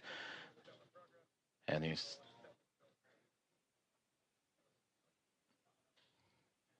So the soft capture ring retraction in progress, and then it'll be on to establishing umbilical connections between the spacecraft and the International Space Station. That'll allow for the transfer of communications and power through those umbilicals. So we're Dragon, you see that upper portion that's mostly black against the vacuum of space, but that's the solar arrays to provide Dragon power. Once those umbilicals are connected, that power will then be provided by the International Space Station, and communications will have that hardline connection with the umbilicals as well.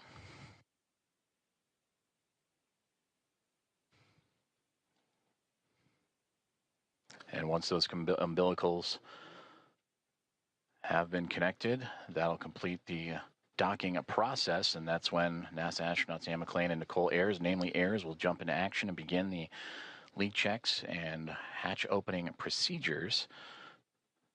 And that'll allow the pressurization of the vestibule, the space between the Dragon spacecraft and the International Space Station, to be brought to pressure equal to that of what is inside the station and inside the Dragon spacecraft, about 14 psi, what you experience here on Earth as sea level. And then from there, the hatch operations will continue. And the Axiom Mission 4 team will make its way on board the International Space Station with welcome remarks soon to follow.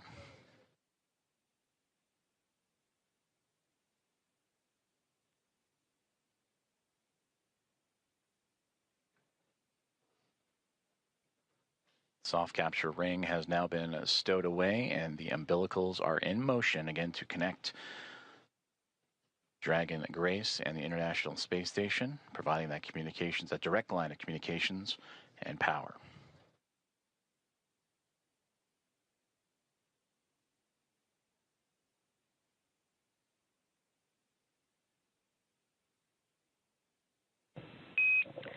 Dragon SpaceX on the big loop, docking sequence complete.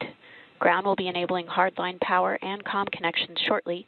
You are go to DOF suits per procedure 4.012 and begin post-docking cabin configuration per 4.400 in parallel. Dragon copies. Docking complete.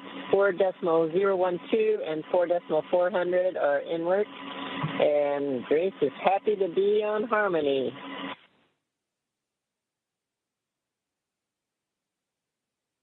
Grace Station, we are excited to welcome you. Peggy, Shug, Sław, and Tibor, we cannot wait to open the hatch and give you guys a hug. We'll see you soon. Looking forward to it. And Axiom 4 from Houston, welcome aboard the International Space Station. It's an honor to have you join our outpost of international cooperation and exploration. We are honored to be here. Thank you.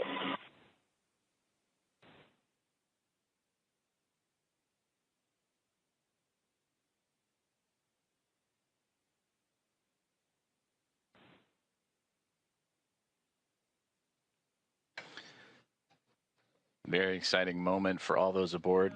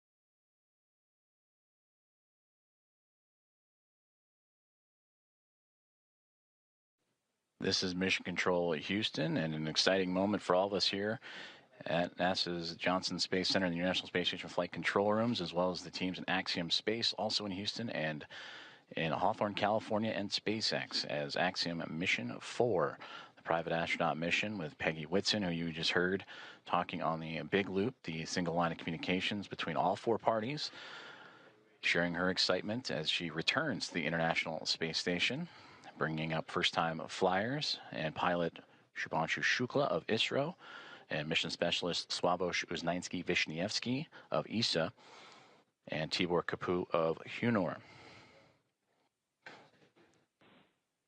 Contact between the two, between Dragon Grace and the International Space Station at 5:31 a.m. Central Time.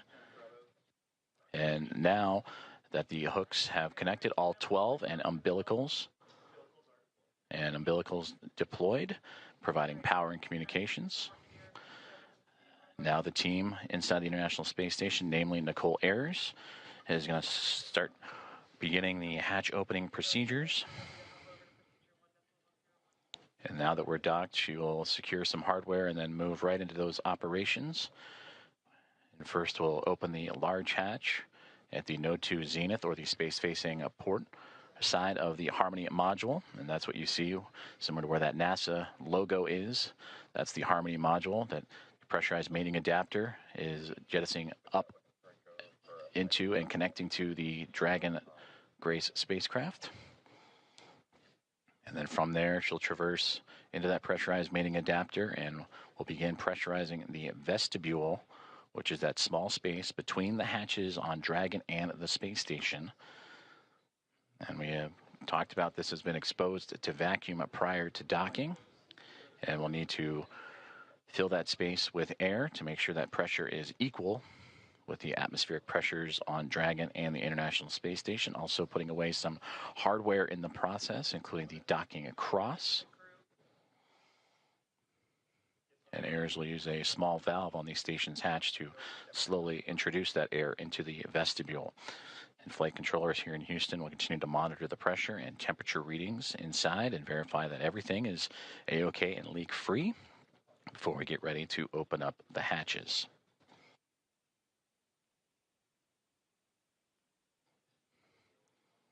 From that capture moment, which again was 5:31 a.m. Central, 6:31 a.m. Eastern over the North Atlantic. It takes roughly about 2 hours to get everything pressurized and checked out before we open up the hatches and welcome in Axiom Mission 4 to the International Space Station.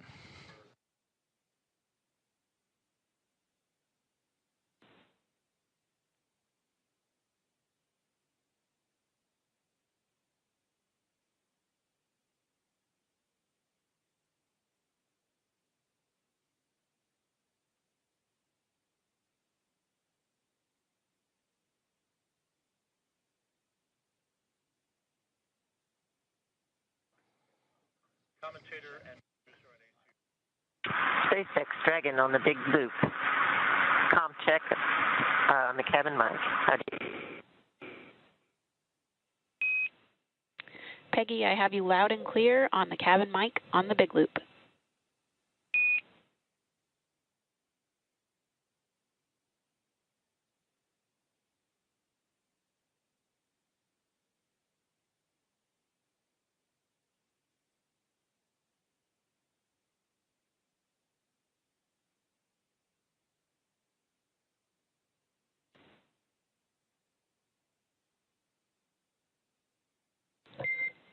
Dragon, SpaceX on Dragon aground. That call on the cabin mic actually came over Dragon aground.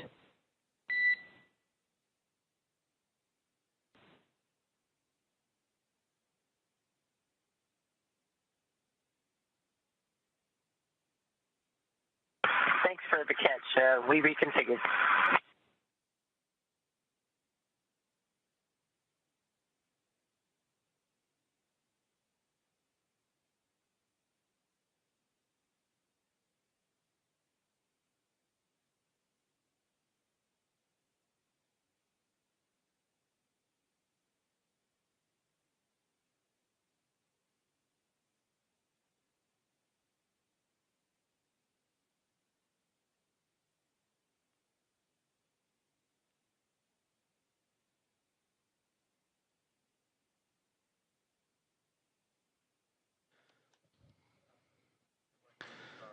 This is Mission Control Houston as we continue to follow along the progress of the contact capture and beginning of hatch opening procedures as Axiom Mission 4 has arrived to the International Space Station with contact at 5:31 a.m. Central Time. The soft capture and ring have been retracted and stowed away. The 12 hooks around the nose, the bulkhead there of the Dragon SpaceX connected to the pressurized mating adapter have latched on to create the hard mate. The umbilicals have been extended to allow for Dragon to run on power and communication lines provided by the International Space Station. And now looking at approximately 8:35 a.m. Central Time for welcome remarks, and shortly after the Axiom Mission 4 team make their way through the hatchway and into the International Space Station.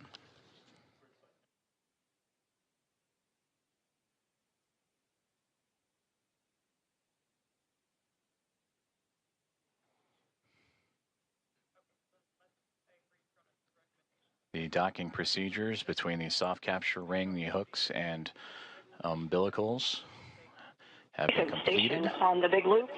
Node 2 overhead hatch is open.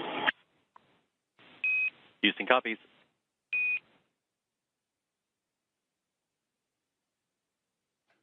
And a good call there down from NASA astronaut Nicole Ayers saying that she has opened up the hatch for the Node 2 Zenith way, the space-facing side of the Harmony module, to give her access to the pressurized mating adapter. And there she will cruise in to begin work on the hatch opening procedures and pressurizing Station and the vestibule. Dragon, Houston on the big loop. We are troubleshooting the big loop audio comm issues from earlier, and the action we're about to take will take down big loop comm between ISS and the Axiom crew for about 5 minutes.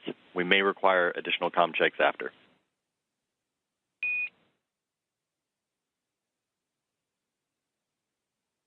Station copies. Dragon copies.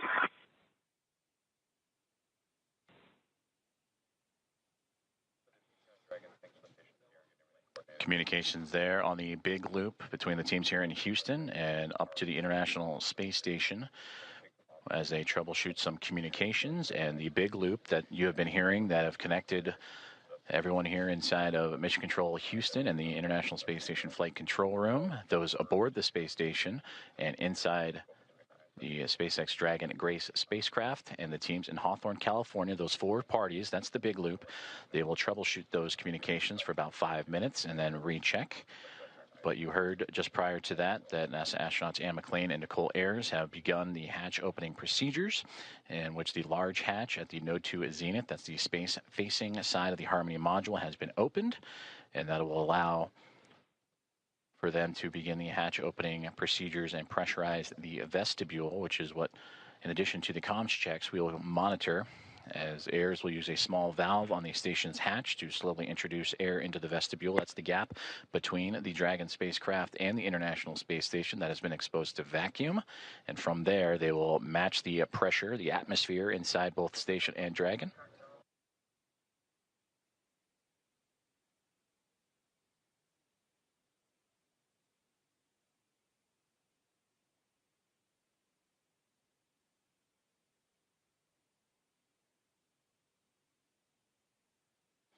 And this procedure for hatch opening usually takes about 2 hours or so to perform leak checks and make sure every connection and everything is safe and sealed. On the big loop. In step 2.4, the time is 10:56. The APAS equalization valve is back closed.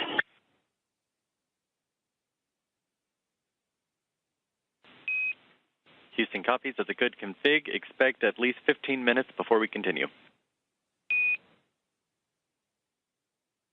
Station copies.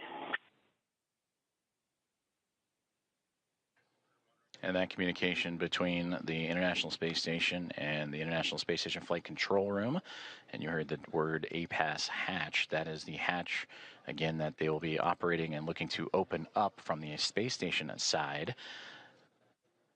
But in doing so, they will need to pressurize, as we've been talking about, the vestibule, and then allow for the atmospheres to match between the Dragon Grace spacecraft and Axiom Mission 4 crew, the vestibule itself, and the International Space Station, all equal throughout to allow for the parties to pass through for the hatch opening and eventual welcome remarks.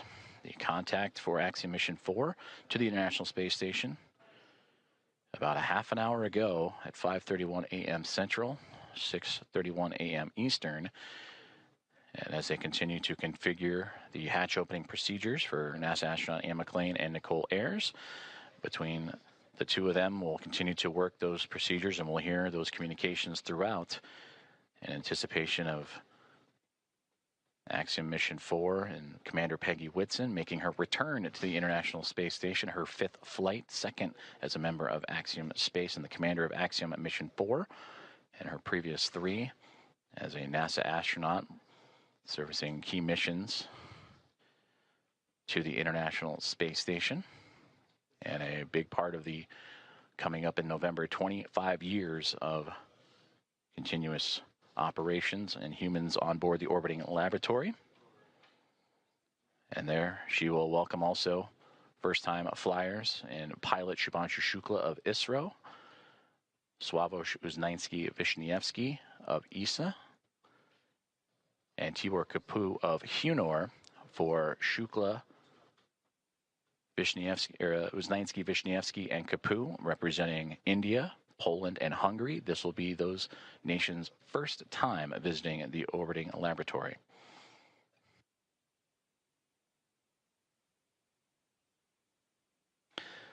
And with that, from Axiom Mission 1 through Axiom Mission 4, the International Space Station will have welcomed 14 different private astronaut crew members representing 11 different nations, showing how private astronaut missions truly expand access to the International Space Station for more nations, people, and opportunities.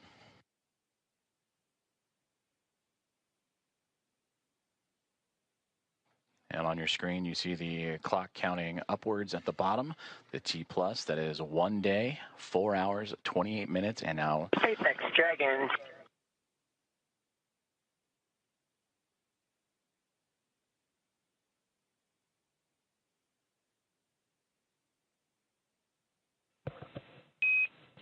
Dragon SpaceX on the big loop.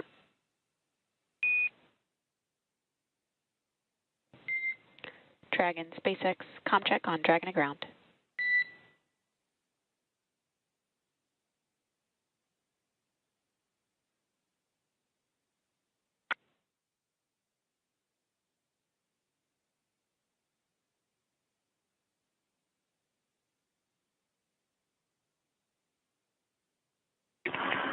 SpaceX Dragon from the cabin mic on Dragon to ground.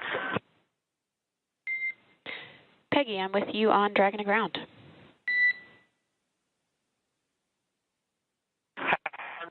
Here.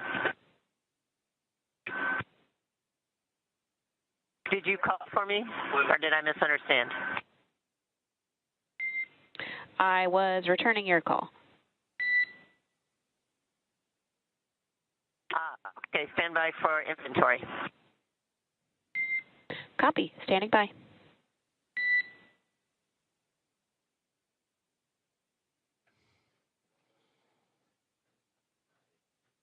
comm checks and communications there between the teams in Hawthorne, California and SpaceX and the SpaceX Dragon Grace spacecraft. as we heard earlier that they were troubleshooting some communications and looking to bring back on the big loop that connects the teams on the ground in SpaceX and NASA, as well as the teams in the International Space Station and the Dragon spacecraft itself.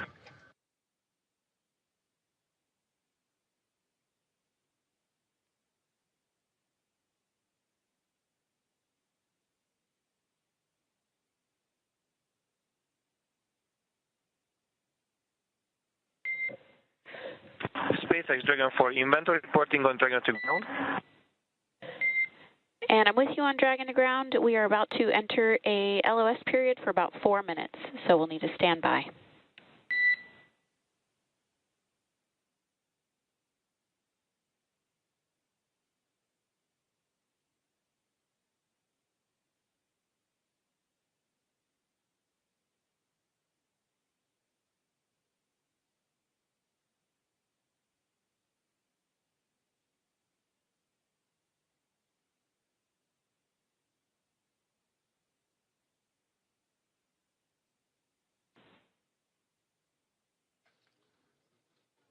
Communications between SpaceX and the crew aboard the SpaceX Dragon Gray spacecraft saying they are upcoming on a period of LOS, or loss of signal, that's anticipated as the International Space Station and the spacecraft orbiting around the Earth and transfer of satellite signals. Right now they are making their way over the southern Indian Ocean and about to head into a period of orbital nighttime, as we will get back views as soon as we have them.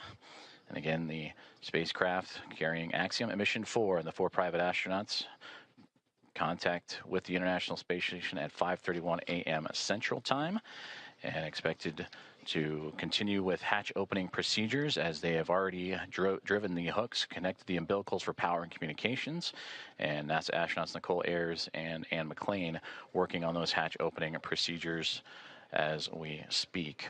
And that will allow the crew to make its way from Dragon into the International Space Station, going from a crew of 7 aboard the orbiting laboratory to a crew of 11.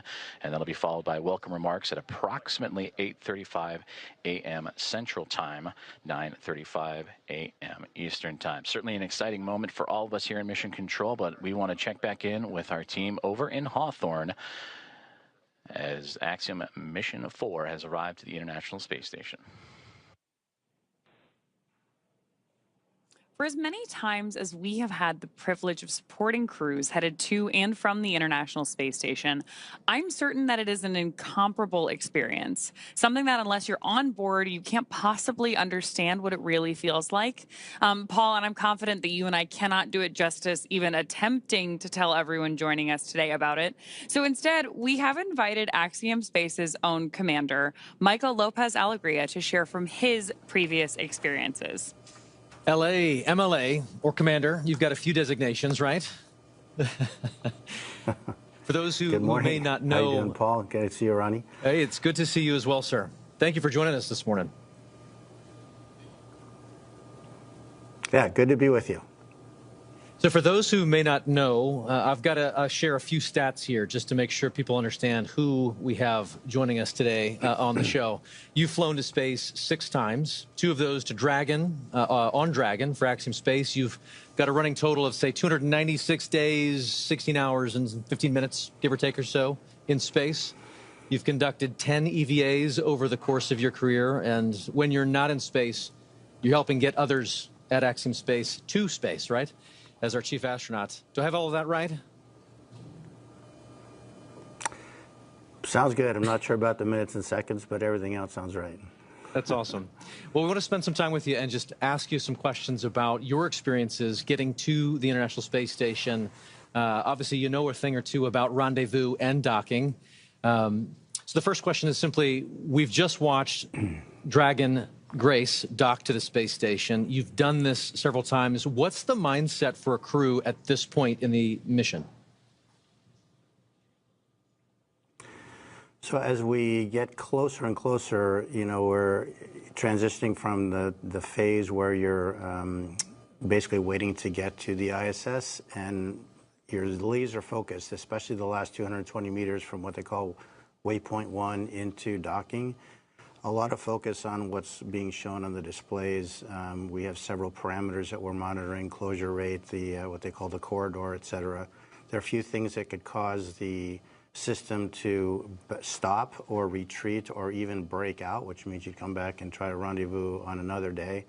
So that's really what's going on, at least technically, I guess, in your mind. Obviously, emotionally, it's a completely different story. You know, you've been in there. In these their cases, they've been in there for almost 30 hours since launch. Not a ton to do, and so they're very eager, I'm sure, to get aboard the ISS and start working. So for you, on your missions, say AX1 and AX3, what was this moment of the anticipation of the hatch opening? What was that like for you and your crew?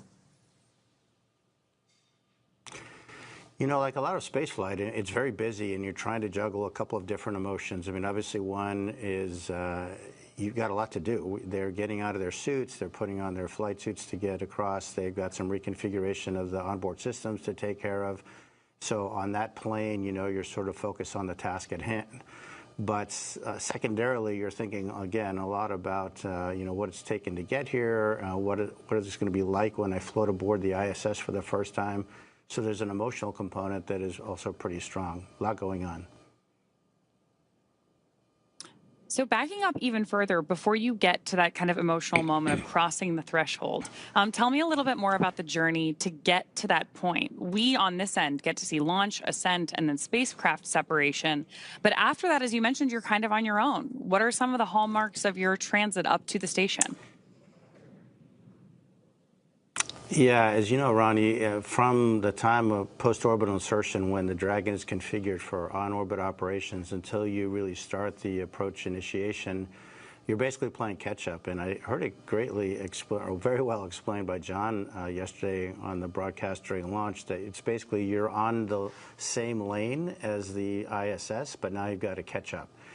And the way we catch up is by having an orbit with a lower altitude than the ISS. So we actually go around the Earth a little bit faster each time. And with each lap around the Earth, we get closer and closer.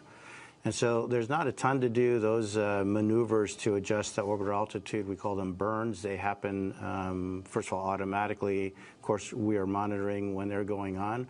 But between those things, there's not a ton to do. The Dragon is a very efficient spacecraft for what it is meant to do, which is transit to get you from the Earth to the ISS. But it's not really cut out to be an on-orbit anything, really. So you're just sort of hanging out. They will have had a sleep period while they wait to get there. But there isn't a ton to do between those maneuvers, and so it's really kind of a hurry up and wait. Again, a lot like a lot of human spaceflight, very intense activities, followed by some pretty long lulls occasionally. And so then when do you get to go from that free-flying, like transit mode, to the rendezvous and docking phase?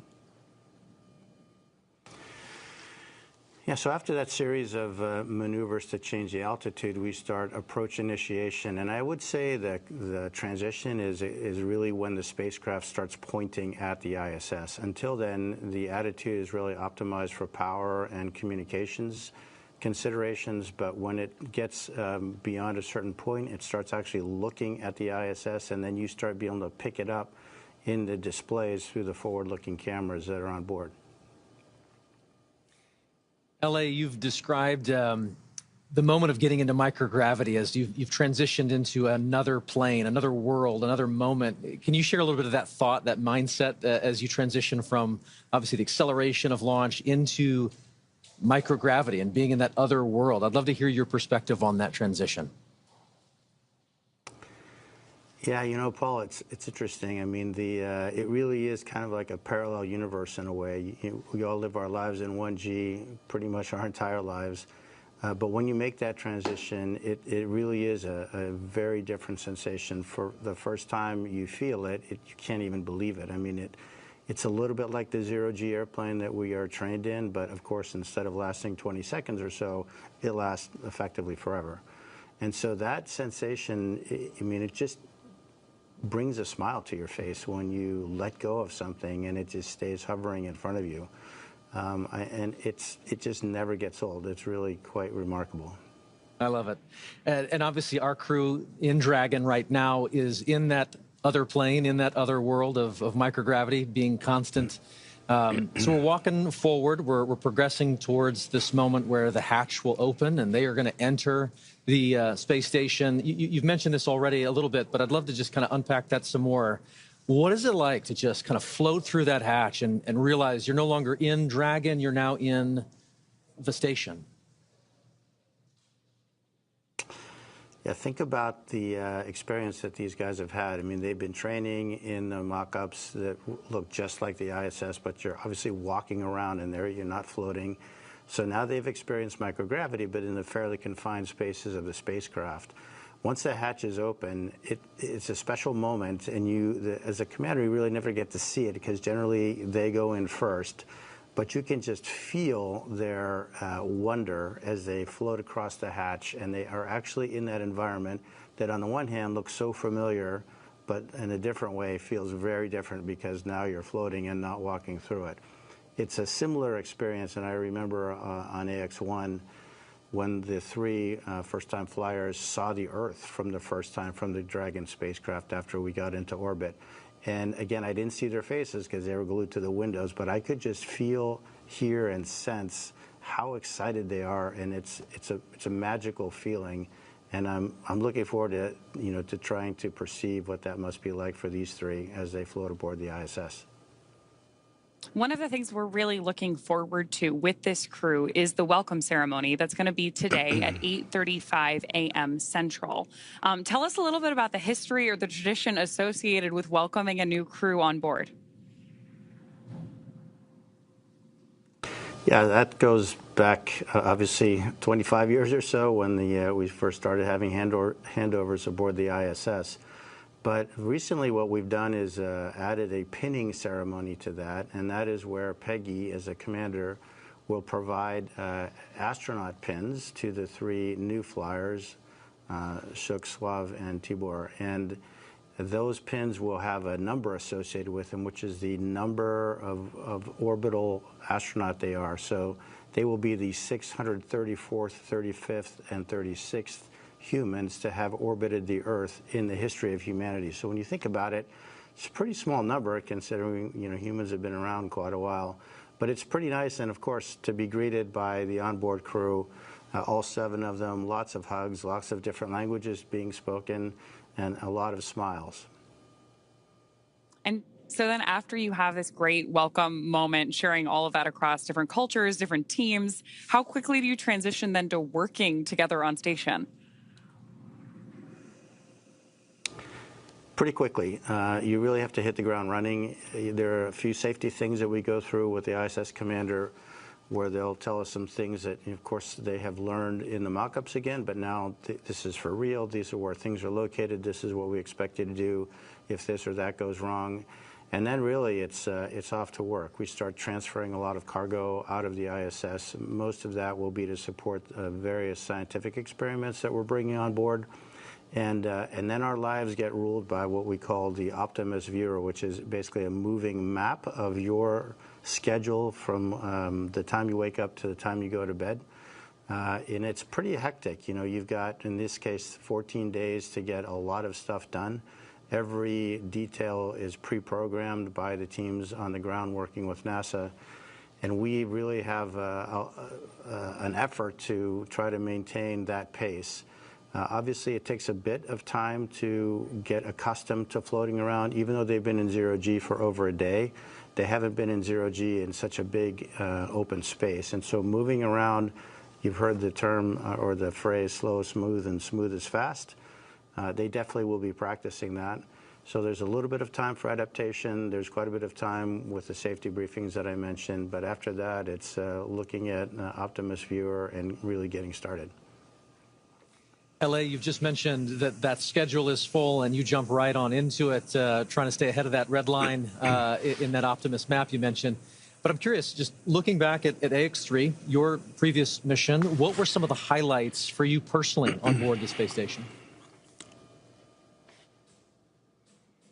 We've learned a lot since AX-1 and the progression through AX-3, and I think one of the things we learned is that we really need to focus the commander's time on being available to the other crew members. So I would say one of the most gratifying things is giving them the time and space to sort of inhale, exhale, think about what they're doing, and take their time, because really the planners have done a great job fitting all of these activities into these 14 days, and there is enough time to do it.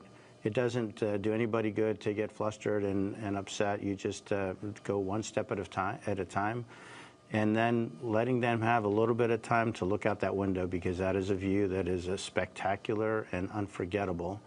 I think my advice to the crew would be, you have a huge responsibility. Your families, your colleagues, your space agencies, your nations are really counting on you. But at the same time, try to enjoy it. Try to really soak this in. This is generally a once-in-a-lifetime opportunity. And again, it's that balance between, you know, sort of the focused, hard nails, technical work, and trying to really absorb the emotional experience, which is obviously very unique. Unique indeed. You just mentioned there that there's lessons to be learned that you share out with each of the crew members. And I know that you got a chance to do that with this crew ahead of their launch, I believe, in quarantine. So I'm curious if you could share some of those lessons learned with us. If you were preparing to take us up next, what would you share with us? Well, the good news is that, you know, Peggy has done this a time or two herself, and her crew will probably be as ready as anyone that you can imagine. So my time with this crew was pretty short and pretty informal because of A, her experience, and B, the training that, as I mentioned, has evolved since AX1 to the point that I think we have it pretty well suitcased in terms of what to train, what not to train, and how much of each. Again, my advice to them is try to absorb it, try to be as cognizant of what's going on, because it is that parallel universe, again, that's hard to get to. And the more of that you can sort of soak away in the recesses of your mind, the better. Because I'm quite convinced that this crew in particular is extraordinarily well trained, and they'll have no issue getting through their timeline and all their activities that they have to do. I just want them to think about the stuff that they can do and take advantage of the amazing experience that they're having. Commander, thank you so much. We truly could spend the next hour talking space with you. Thank you for sharing your time and your perspectives with us this morning. You bet. It's been a pleasure. All the best. Thank you. You too. With that, we're very excited to hand the ball back over to NASA Johnson Space Center, where we're going to get a further update on the progress on board station and our AX4 crew. Joseph?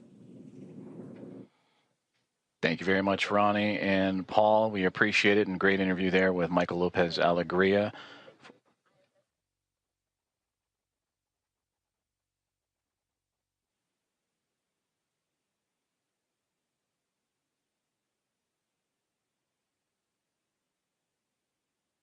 Dragon copies. And a great update right there to bring us right back into what's been happening and all the key milestones of the hatch opening process and the docking process for Axiom and Mission 4, its team on the Dragon Grace spacecraft, and have connected to the International Space Station. You heard that power and the connection with the umbilicals. Everything has been established. A hard mate has been created after the initial contact and soft capture connection and ring retraction. That was at 5:31 a.m. Central Time, so a little less than an hour ago. And we are still on board, as Ronnie, as you mentioned, tracking that welcome remarks and welcoming the crew formally on board the International Space Station around 8:35 a.m. Central Time. So far, everything's still being worked on in terms of those hatch opening procedures as the Dragon spacecraft has connected itself to the Node 2 Zenith port, or the space-facing port of the International Space Station, and we'll bring you back those views as soon as we have them, as we are continuing our coverage all the way up until those welcome remarks and bringing on the Axiom Mission 4 team, the fourth private astronaut mission to the orbiting laboratory. On board the International Space Station as we speak, as you heard, those comms checkouts and power and communications checkouts continuing to roll on along.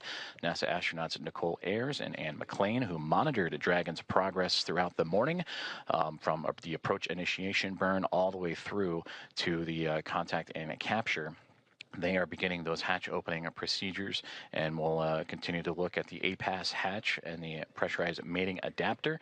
That's the space that separates between the International Space Station and the Harmony module and the Dragon spacecraft itself.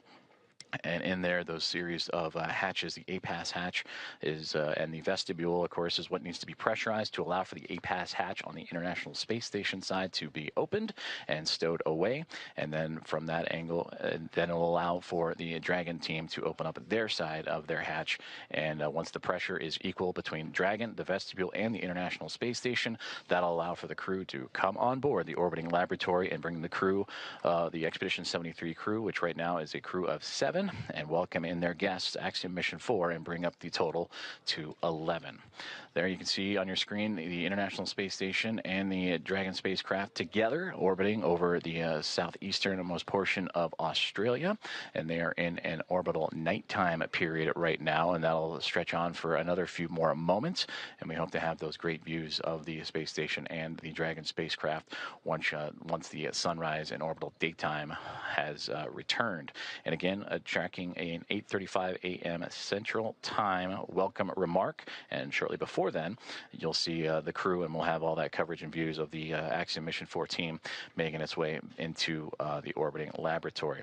And again, a great interview there with Michael Lopez Alegria, commander, former NASA astronaut and commander of Axiom 1 and Axiom 3, and the ISS, the International Space Station, ready to welcome in Peggy Whitson, a former NASA astronaut, on her 5th flight, second with Axiom as commander of Axiom 2 and now of Axiom Mission 4, and bringing in pilot Shubhanshu Shukla of ISRO, Sławosz Uznański-Wiśniewski of ESA, and Tibor Kapu of Hunor, each representing India, Poland, and Hungary respectively. It'll be the first time that those 3 nations have been on board the International Space Station, and that'll bring 14 different private astronaut crew members representing 11 different nations to the orbiting lab, showcasing the strength of private astronaut missions and how it expands access to the International Space Station and low Earth orbit for more nations, people, and opportunities. So we continue to follow along with the hatch opening procedures that Nicole Ayers and Anne McLean of NASA each working diligently through, and we'll continue to provide updates as they arrive. During that interview, we did hear that there was some troubleshooting that they were working on the big loop that has since been resolved. So we should hear communications on that big loop that connects both the Dragon spacecraft, the International Space Station, and the teams on the ground here inside of Mission Control Houston and the International Space Station Flight Control Room at NASA's Johnson Space Center, and well, the teams in Hawthorne, California, and the Mission Control Room at SpaceX.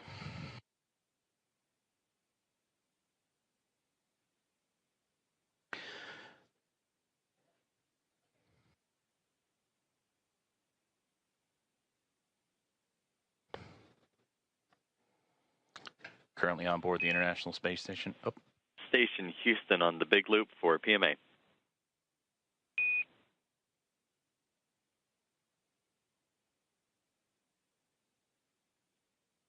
Houston Station, go ahead on the big loop.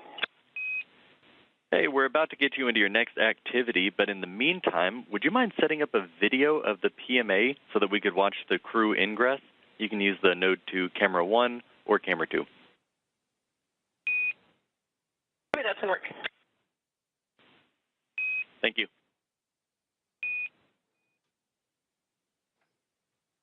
Communications from the ground here in Mission Control Houston up to the International Space Station, that PMA, pressurized mating adapter, and that is where NASA astronaut Nicole Ayers is currently operating in the hatch opening procedures, and they're asking to set up a camera so we can get live views in and witness the Axiom Mission 4 crew as they ingress or enter the International Space Station. So we will keep an eye out for those views coming from that pressurized mating adapter just inside the Zenith, Node 2 Zenith port of the International Space Station, that space-facing port.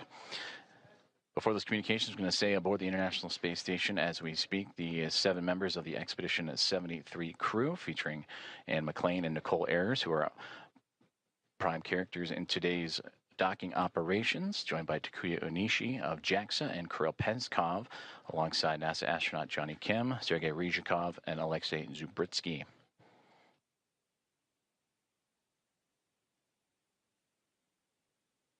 You heard during the interview with Michael Lopez Alegria some of those key milestones and celebratory moments that he celebrated in his time as the commander of Axiom at Mission 1 and Axiom Mission 3 earlier, bringing those first-time flyers in Shubhanshu Shukla, Sławosz Uznański-Wiśniewski, and Tibor Kapu into microgravity for the very first time. The International Space Station also featuring first-time flyers Nicole Ayer and Kirill Peskov, alongside with Johnny Kim and Alexei Zubritsky for Ayers and Peskov. They recently just celebrated their 100th day in orbit this past Monday. You actually have both Node 2 cameras on. You guys are welcome aboard. Fantastic. Those are great views. Thank you.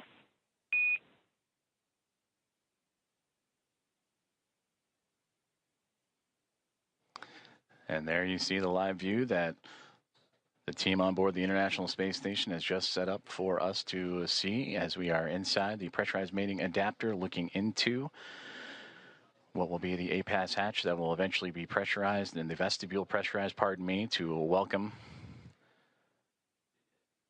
the Axiom Mission 4 crew aboard once everything is equal in pressure from SpaceX Dragon to the vestibule to the International Space Station, and the hatches on the Dragon and Space Station side are open. Everything will be on schedule to welcome in the 4-member crew.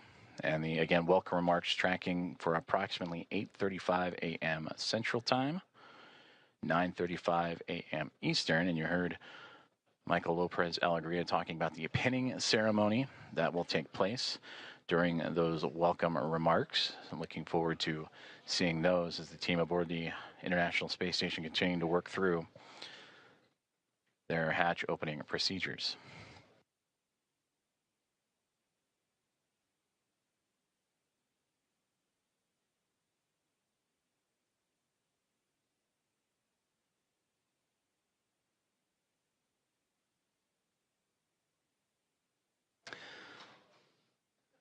Since launching from Launch Complex 39A and NASA's Kennedy Space Center yesterday morning at 1:31 a.m. Central, 2:31 a.m. Eastern, the Axiom Mission 4 crew above the newly named Dragon SpaceX Grace spacecraft have tracked down the International Space Station through a stair-stepping procedure of multiple burns that occurred from just moments or a few moments after launch up until the early morning hours today, to allow them to catch up to the orbiting laboratory and set up for the final approach and docking, and that contact with the orbiting laboratory at 5:31 a.m. Central Time.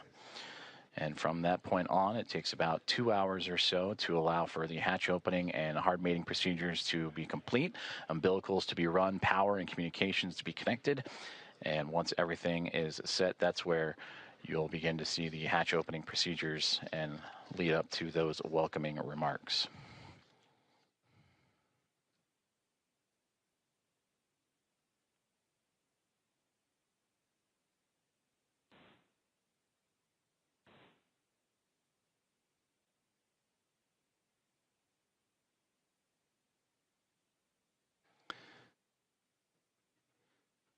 And as you're following along with us, as we continue to wait for views of the International Space Station and the Dragon spacecraft as they are in an orbital nighttime period, making their way across the Pacific Ocean and approaching the equator, almost right in the middle of the Pacific Ocean. We'll get those views back from the exterior cameras.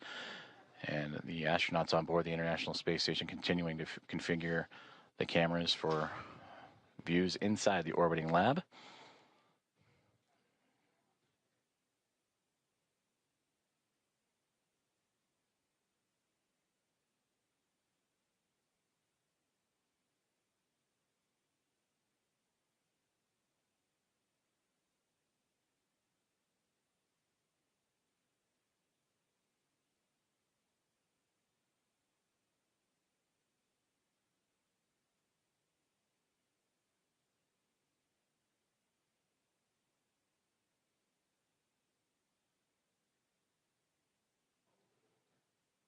If you are just joining us, you are watching live coverage of the docking of Axiom Mission 4 to the International Space Station, the 4th private astronaut mission to the orbiting lab and the first since January of 2024. Docking has occurred And that was exactly an hour ago, 5:31 a.m. Central, 6:31 a.m. Eastern. And now with Axiom Mission 4 attached to the International Space Station, docking and leak checks and hatch procedures and opening procedures continuing to move along. The crew aboard the SpaceX Dragon Grace spacecraft going through their procedures, as well as the 7 members of the Expedition 73 crew who are in the middle of their workday, and namely NASA astronaut Nicole Ayers and Anne McLean, who oversaw today's approach monitoring from the cupola of the International Space Station, that window to the world that you see so many wonderful views from.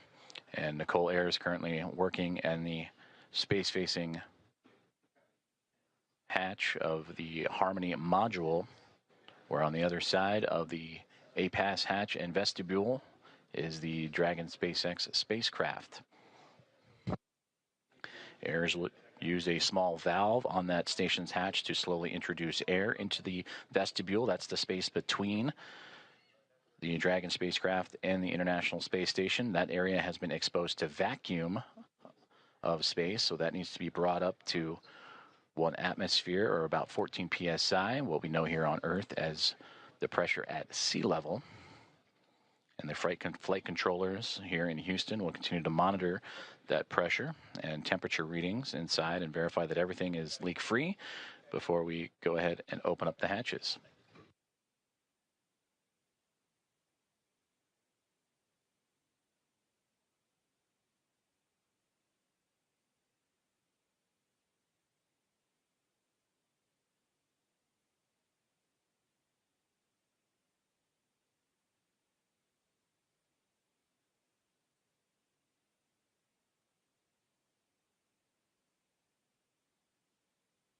Just received communications from the team here inside the International Space Station Flight Control Room that the vestibule leak check has been successful, and it is good. So they will continue to move forward with the hatch opening procedures. And again, you heard in the interview with Michael Lopez Alegria, slow is smooth, smooth is fast, as these teams making sure everything is sealed up and safe as they continue through hatch opening procedures.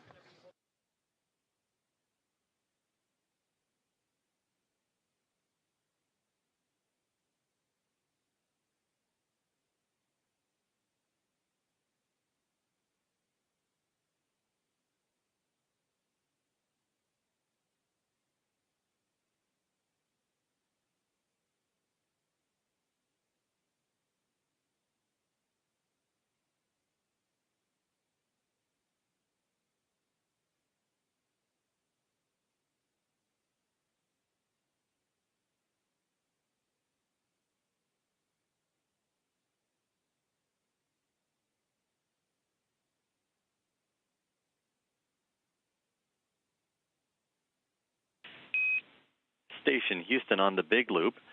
We are doing some more troubleshooting for the C2V2 audio issue, so Big Loop is going to be down for another 5 minutes. In the meantime, you are go to pick up in step 3.1 of 2.102, and NASA TV should be available on VME TV now.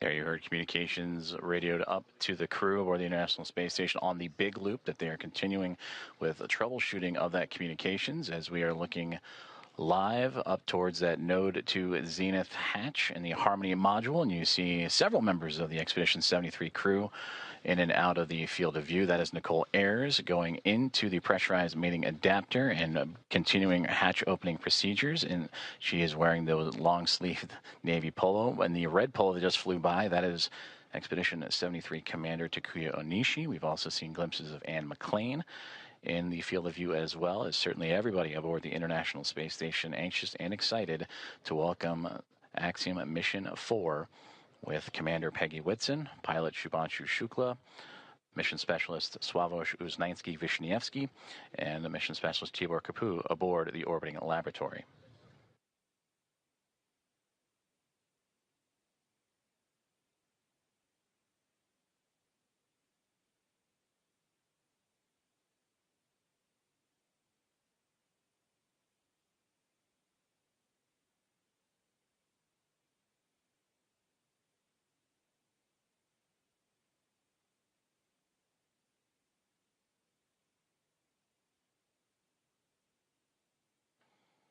This is Mission Control Houston. If you are just joining us, you are following along with live coverage of the docking and soon-to-be hatch opening and welcome remarks of Axiom Mission 4 to the International Space Station.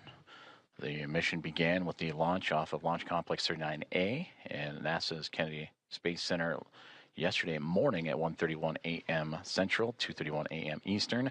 That took them on a journey that was a little more than a day to get them to the orbiting lab. They have since docked, and contact was at 5:31 a.m. Central Time. And after the connections made, the hooks driving to form the hard mate, umbilicals with power and communications connections all run.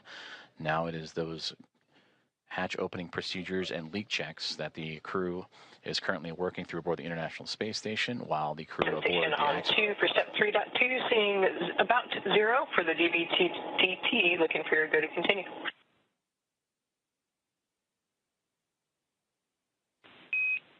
We see the same. You're good to proceed.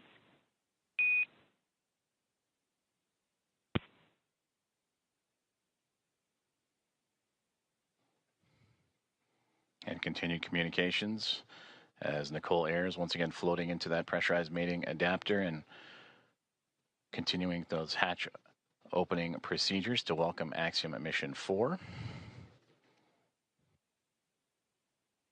The target welcoming remark ceremony time, 8:35 a.m. Central.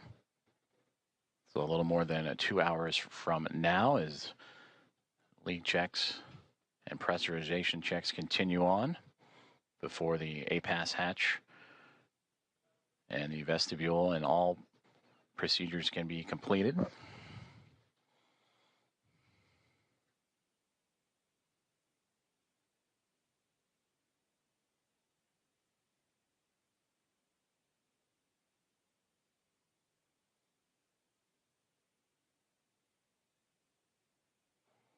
And a great view of some of those procedures is Nicole Ayers. Again, you can see her with that right hand turning the crank and working on that hatch to continue those procedures.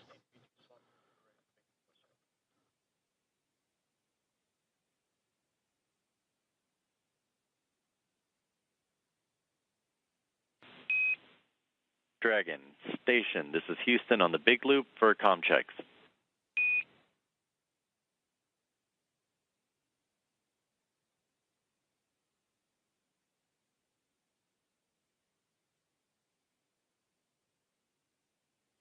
Dragon has you loud and clear.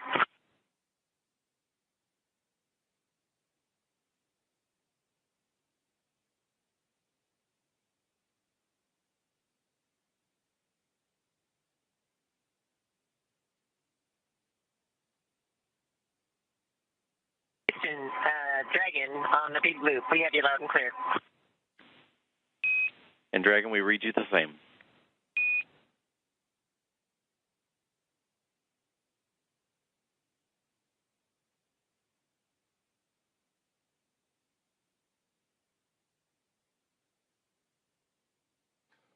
Great communications checks there as the teams on the ground continuing to work on those communications between the International Space Station and the ground, as well as the teams here in Mission Control Houston and Dragon, as we are watching live inside of the International Space Station up into the Node 2 Zenith hatchway as NASA astronaut Nicole Ayers continuing with her hatch opening procedures.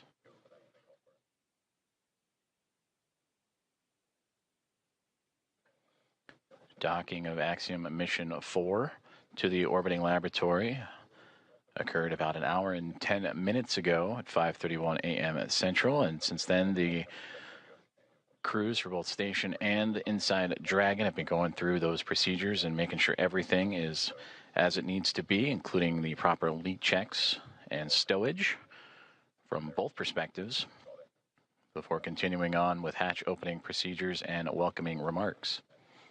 We'll continue to provide updates, and you'll hear calls on the big loop of all four parties: NASA's Mission Control and the International Space Station Flight Control Room, SpaceX in Hawthorne, California, and the teams and the Expedition 73 crew aboard the International Space Station, and Axiom Mission 4 aboard the Dragon and Grace Dragon Houston spacecraft. On the big loop. Stand by for hardline audio config.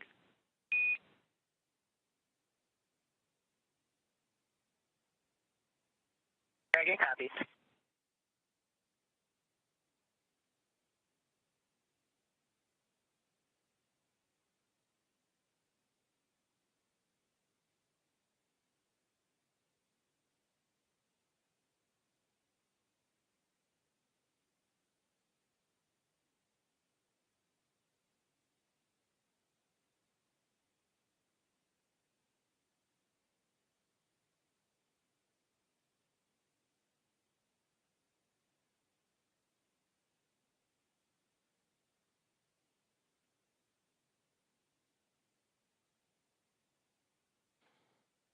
Also a part of these procedures, and once hatch opening continues to move along, the crews will install IMV ducting to help mix the air of the space station environment with the air inside of Dragon and seal up some of those lithium hydroxide cartridges that scrub the carbon dioxide inside of the Dragon spacecraft. And that was on their ride to the International Space Station. They'll also check some vent valves as we go, and maybe need a little bit more time on board, but these last final checks are crucial to make sure everything is good to go, since it will remain docked to the International Space Station for nearly 2 weeks.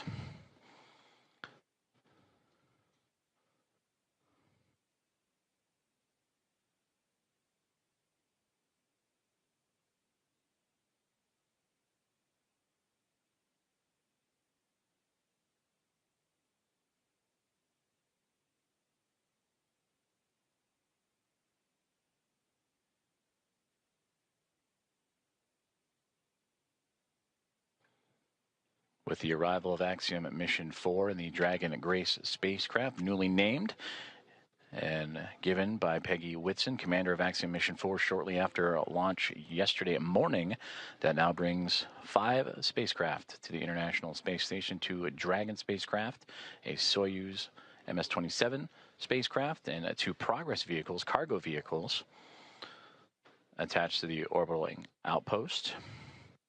For Dragon, it is Endurance and Grace, connected to the forward and now zenith ports of the Harmony module, with 2 Progress vehicles and that Soyuz MS-27 also connected. And once the Axiom Mission 4 crew makes its way aboard station, that'll bring, since 1998, 288 visitors to the orbital outpost.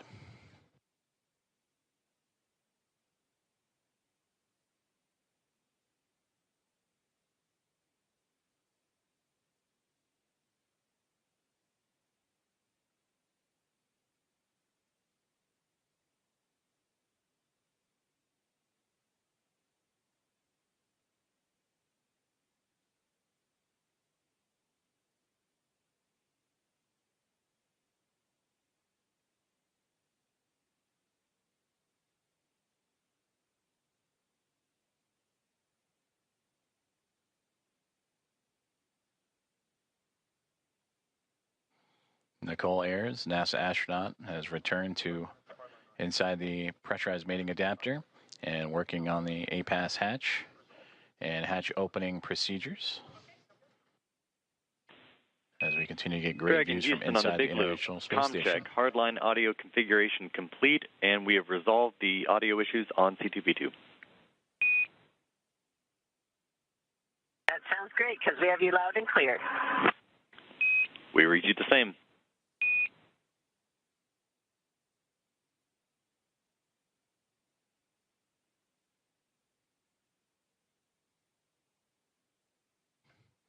And that was a good communications checkout from the teams on the ground up to Dragon Grace on the C2V2 line, common communications for visiting vehicles, and that communications line connecting all parties.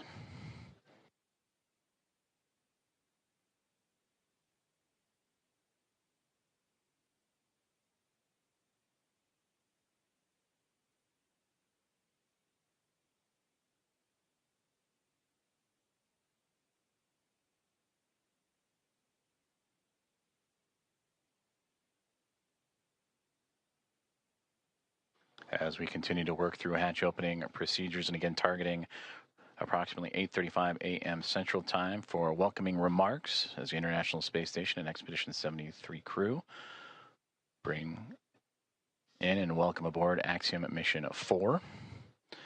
Both the orbiting laboratory and the newly docked SpaceX Dragon spacecraft over the northern Pacific Ocean, about to cross into the west coast of North America, right along the U.S.-Canadian border.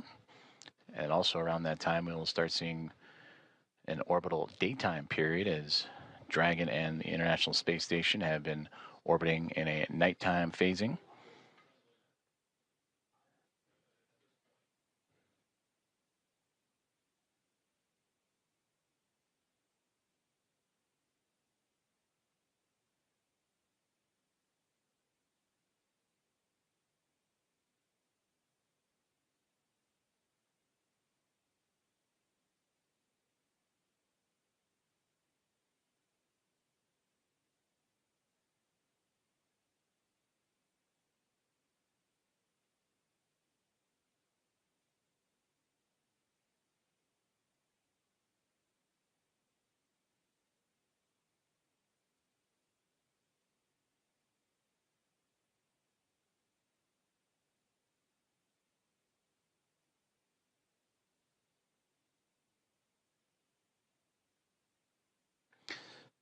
Currently experiencing a satellite handover period, and we'll continue to bring you the live views from the International Space Station, both inside or exterior.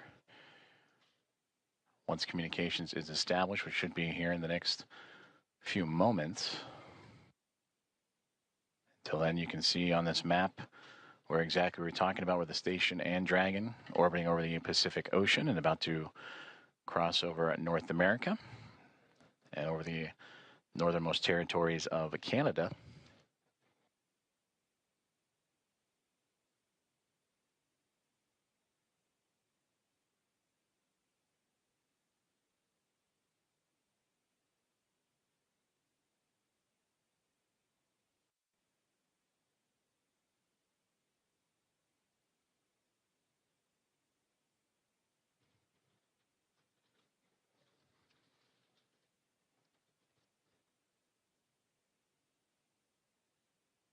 As we wait for those communications to return, to recap, Axiom Mission 4 has connected with the International Space Station after launching from NASA's Kennedy Space Center yesterday morning at 1:31 a.m.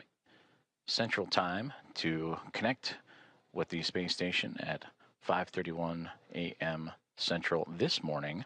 So a little more than a day's transit, and where it would execute a sequence of burns to raise its altitude and close the distance between Dragon spacecraft, Dragon Grace, and the International Space Station through a phase burn, boost burn, close burn, transfer burn, and then eventually the co-elliptic burn, to make sure that the spacecraft is on the same pathway as the International Space Station and able to make its way up and over top of it to connect to the space-facing port of the Harmony module, the Node 2 Zenith port.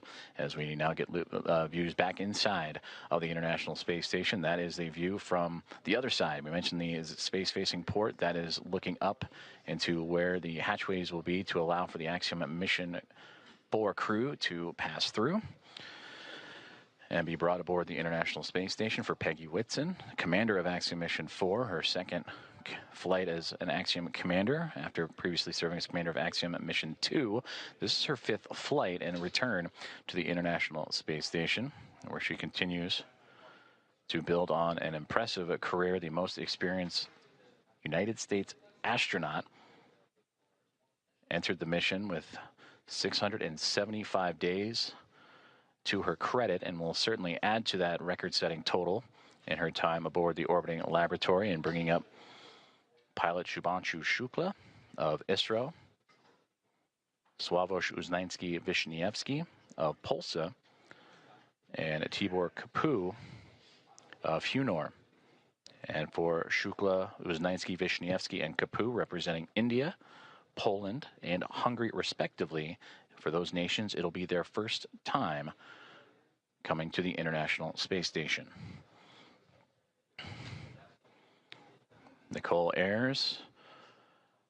And the last one into the hatch, I believe that was Anne McLean making her way in as they continue to work through hatch opening procedures.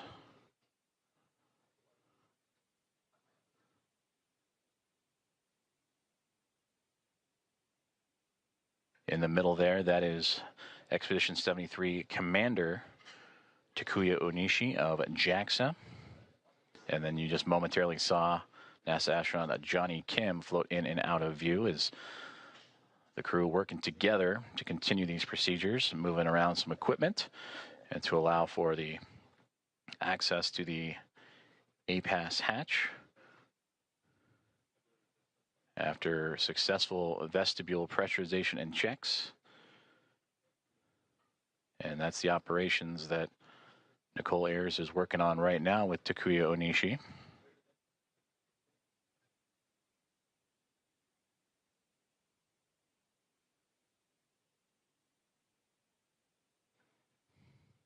And Johnny Kim with camera in hand to document these procedures.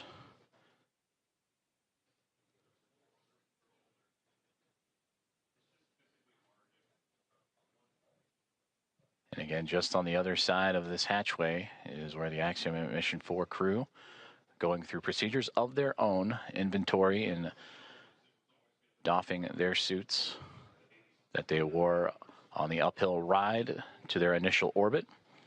And after an off-duty period would put back on for those dynamic phases of flight, starting with the approach initiation burn that occurred earlier this morning.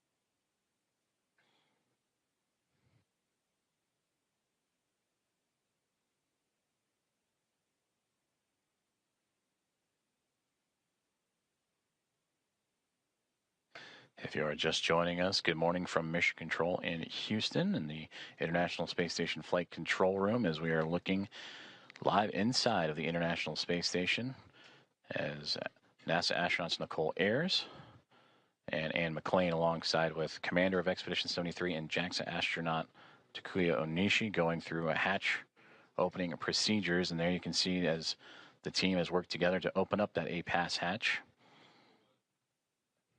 and continue on with those procedures to welcome aboard eventually the Axiom Mission 4 crew with the welcome remarks. Currently station on the big loop, the APAS hatch is open and no condensation observed on the field. Houston copies. Looks great. Thank you. And a perfect call down right there, as that is the APAS hatch that we were just mentioning that Nicole Ayres and team have opened up, and radioing down the status and condition of that hatch with no condensation reported.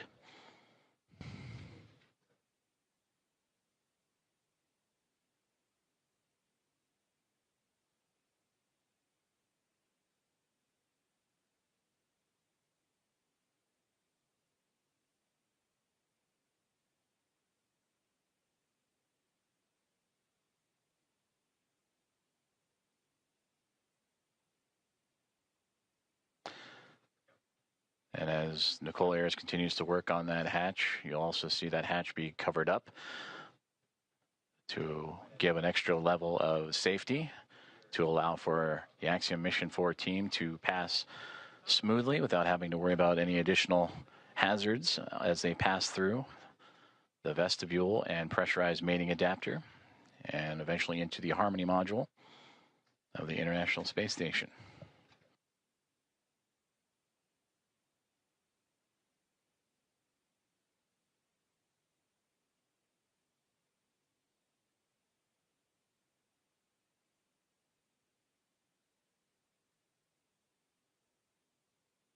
Another step in this hatch opening procedure is the removal of the docking cross, which it looks like that is what Nicole Ayers is working on as we speak.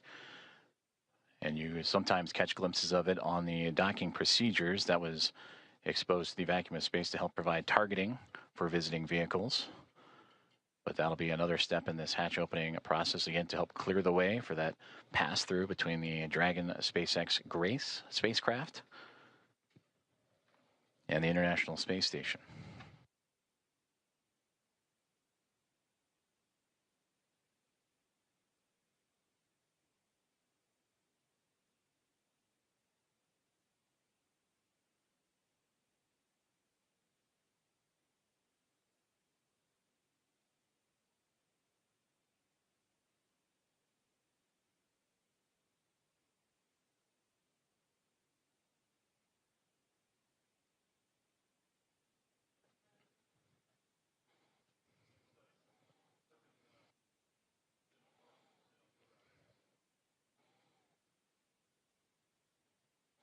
Hatch opening procedures continuing to move along for the teams aboard the International Space Station and Axiom Mission 4 as we draw closer and closer to the anticipated hatch opening and eventual welcome remarks.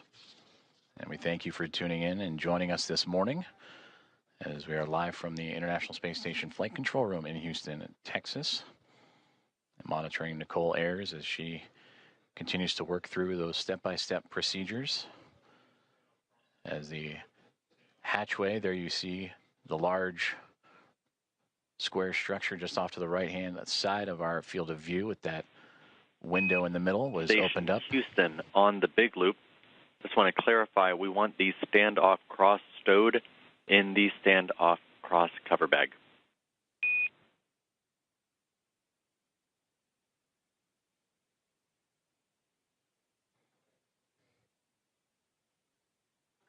Houston Station copies.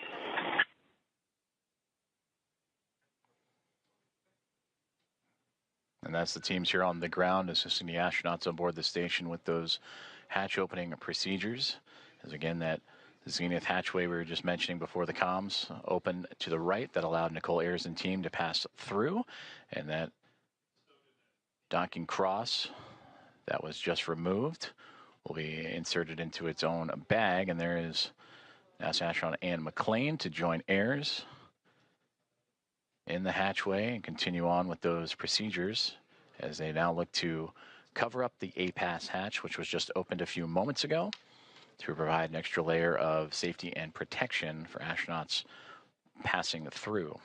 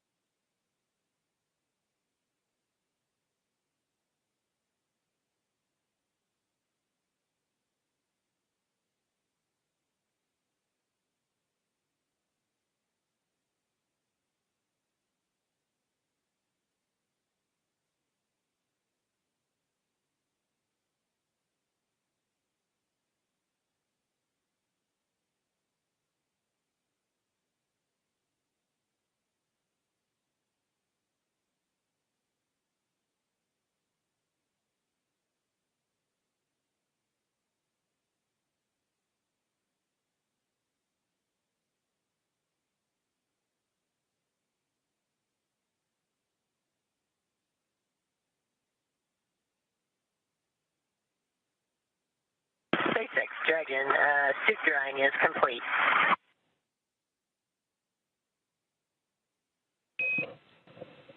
And Dragon, we copy on the big loop, suit drying complete.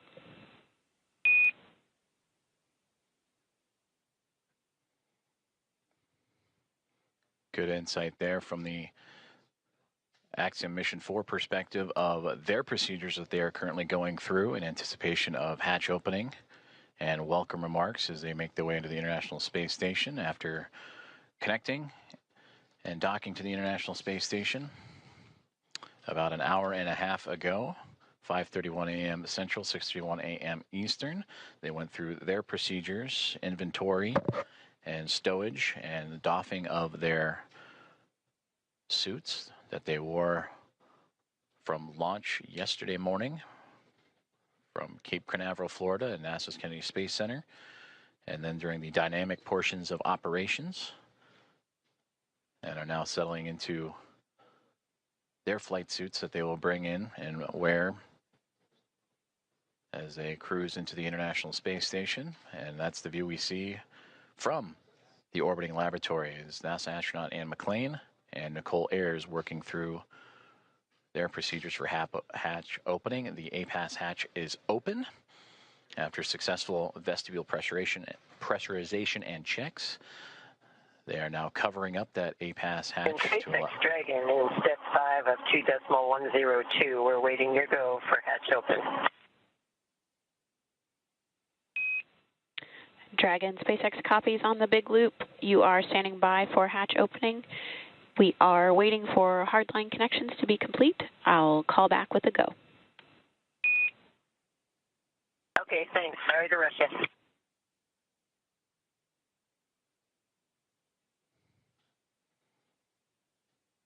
And there you heard Axiom Mission 4 Commander Peggy Whitson radioing out to the team at SpaceX. They are awaiting the go for hatch opening. I'd imagine the crew aboard the Dragon Gray spacecraft anxious and excited to float into the International Space Station for the very first time.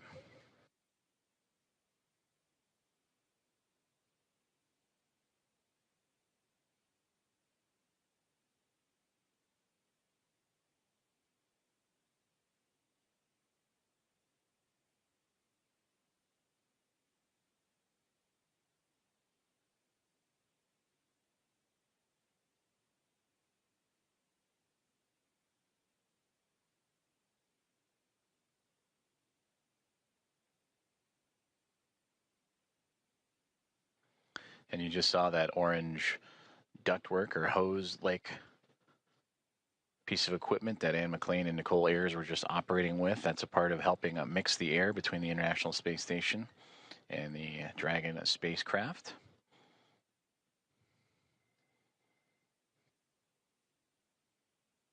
They'll continue to check some vent valves as well, so it just might be a little bit more time before we welcome the crew on board.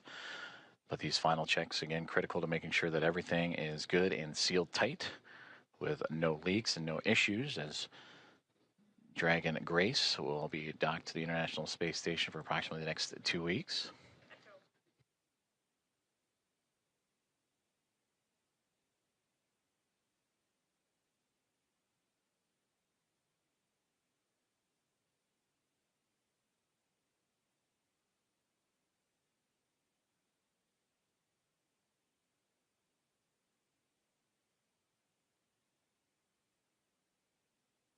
Houston, SpaceX station is ready for Dragon hatch equalization.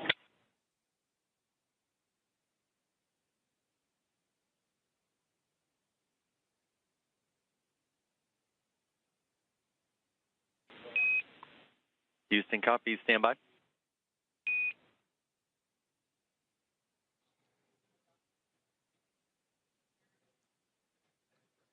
Another step in those hatch opening procedures is Nicole Ayers just radioed down for the SpaceX Dragon hatch pressurization and equalization. As you see the pop of flash bulbs aboard the International Space Station being documented, and plenty of smiles from the Expedition 73 crew as we draw closer and closer to hatch opening and welcoming Axiom Mission 4 aboard the orbital outpost.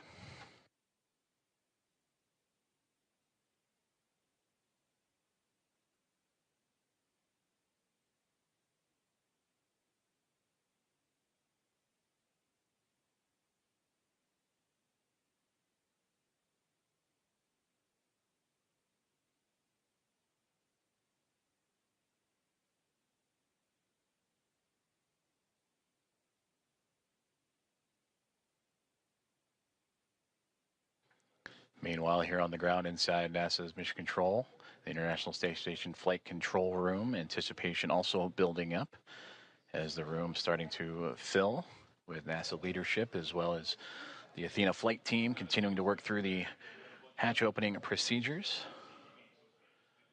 Flight Director Allison Bollinger closely monitoring every step of the way as Nicole Ayres is continuing to work through each checkpoint on her list. That's what you saw on the little tablet that she was referring to, making sure every step is covered as she is now floated back into the pressurized mating adapter across the APAS hatch.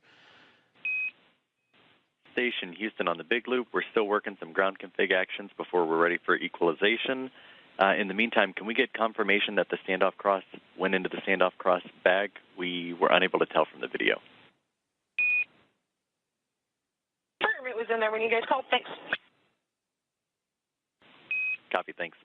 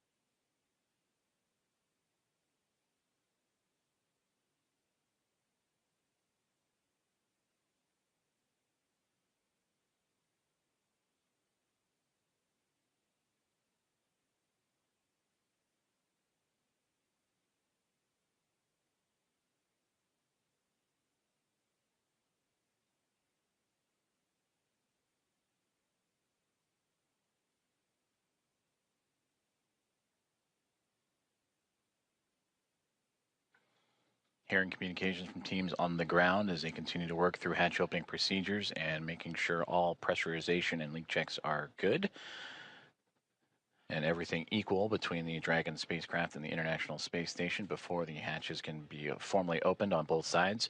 You can see into this hatchway, the space-facing port, or into the space-facing side of the Harmony module aboard the International Space Station and the International Docking Adapter that welcomed the connection of Axiom Mission 4 at 5:31 a.m. Central Time earlier this morning.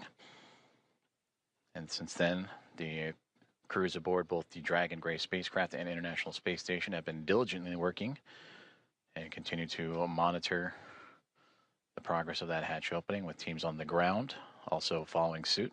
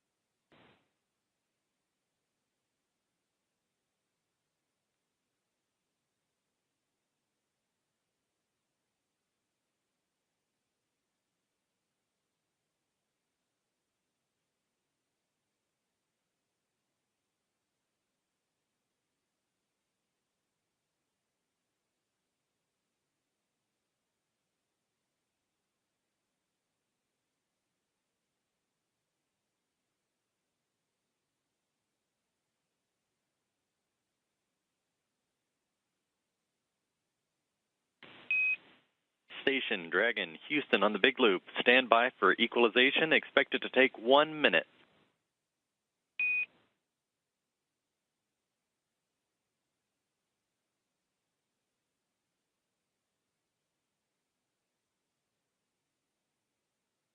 Station copies 1 minute. Dragon copies 1 minute.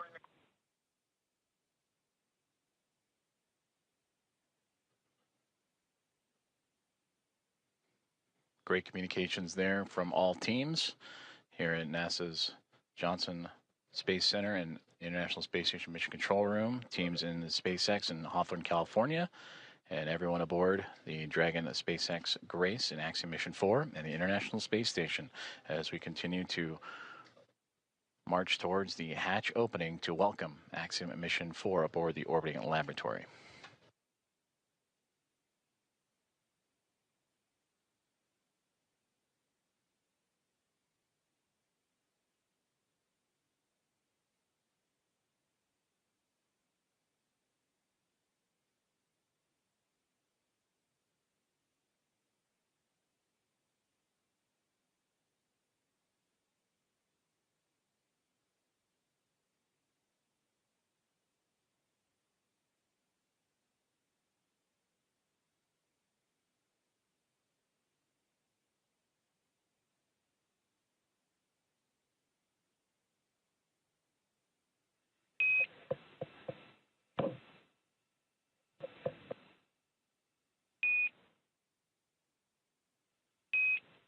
Dragon SpaceX on the big loop, you are go for hatch opening per the decal, followed by the remaining actions in procedure 4.400, section 6. Dragon copies. Go for hatch open and remainder of steps in 4.400.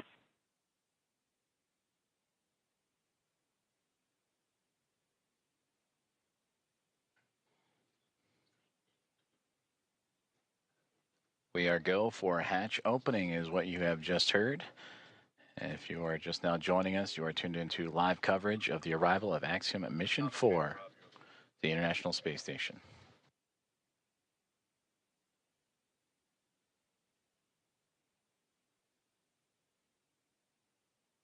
And SpaceX Dragon, hatch is coming open.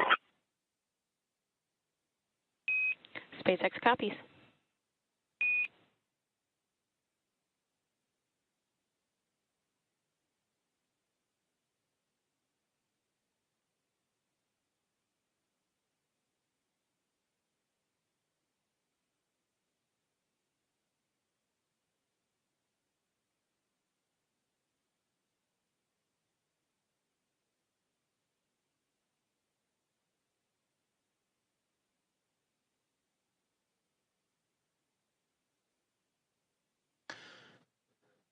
Expedition 73 crew anxiously awaiting as we just received the go for hatch opening to welcome Axiom Mission 4 into the International Space Station. There you see Ann McLean in the foreground working on the tablet, alongside with Johnny Kim on the far right-hand side, NASA astronaut, and then Roscosmos cosmonaut Kirill Peskov next to him, with Alexei Zubritsky and Sergei Ryzhikov, also of Roscosmos, in that mix. And right there in the middle, almost standing, if you will, from our perspective, is Expedition 73 Commander and JAXA astronaut Takuya Onishi.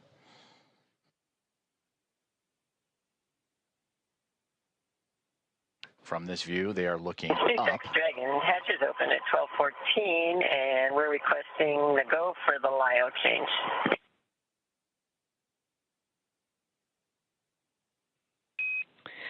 Copy 1214 Zulu hatch opening time, and you are go for LIO swap.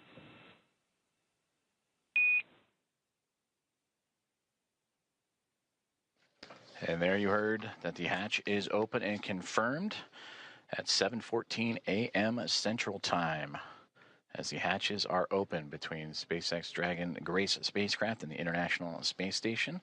Again, 7:14 a.m. Central, 8:14 a.m. Eastern.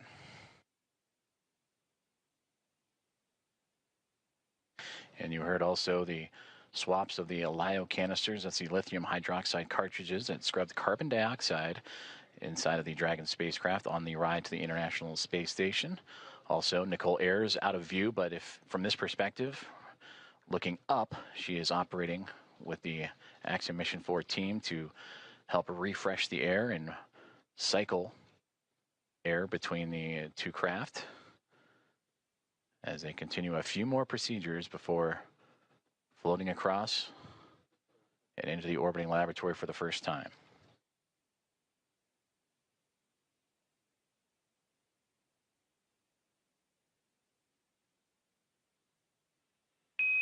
Dragon SpaceX on the big loop for LIO cartridge.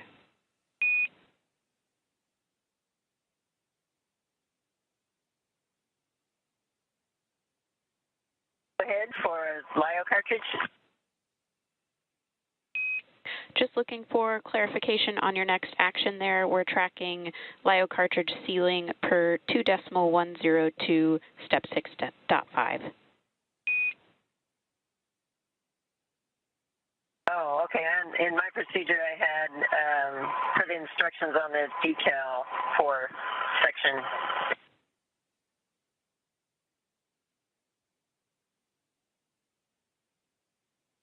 For section 4 of the instructions on the decal. And copy that, Peggy. We'll defer to the instructions in 2.102. Okay, that's where we are.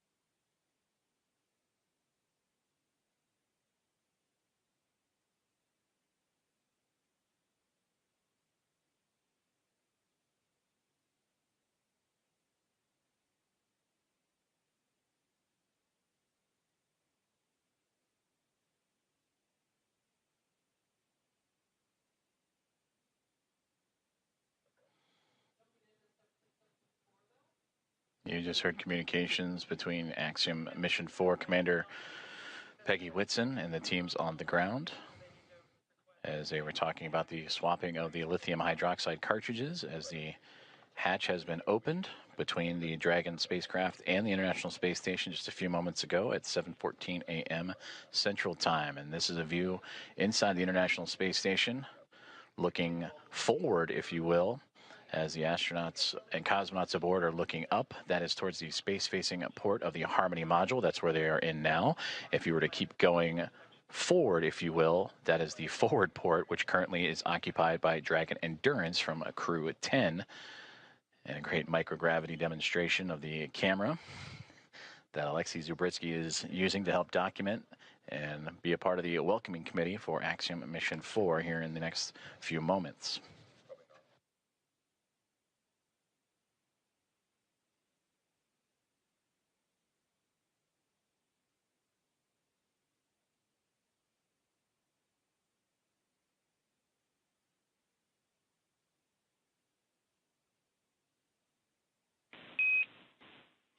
Dragon Houston on the big loop.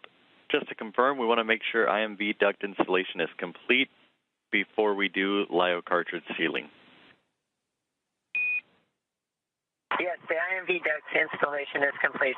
My bad, I didn't get it reported. Houston copies.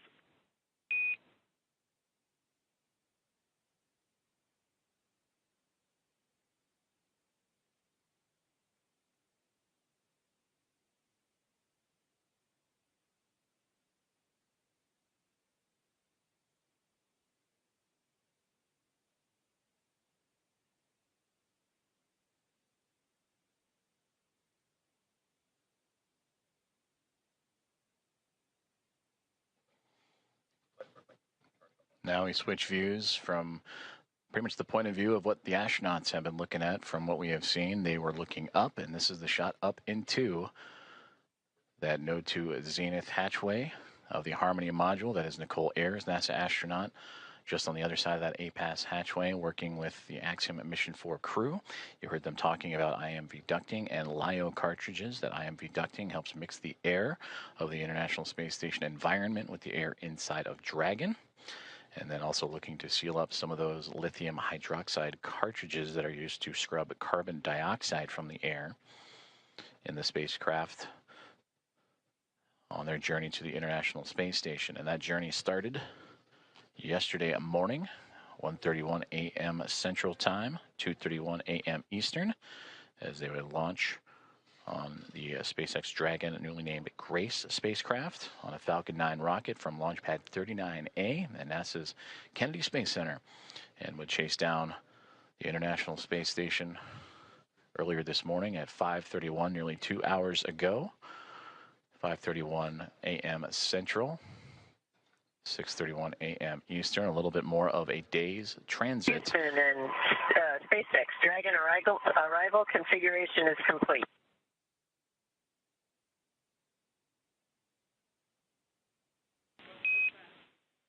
Houston copies. SpaceX copies.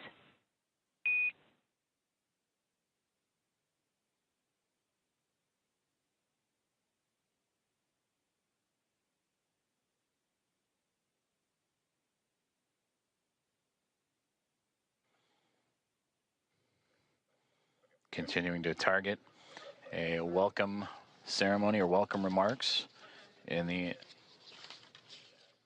near future at 8:35 a.m. Central Time. So a little bit more than an hour from now is Axiom Mission 4 and the International Space Station continuing to work through hatch opening procedures, but getting close, you can start to see a little bit of a window of opportunity that was just on the other side of astronaut Anne McLean and Nicole Ayers there, as they are working on IMV ducting, mixing the air of the station and Dragon, and lithium hydroxide cartridges, stowage and swapping out.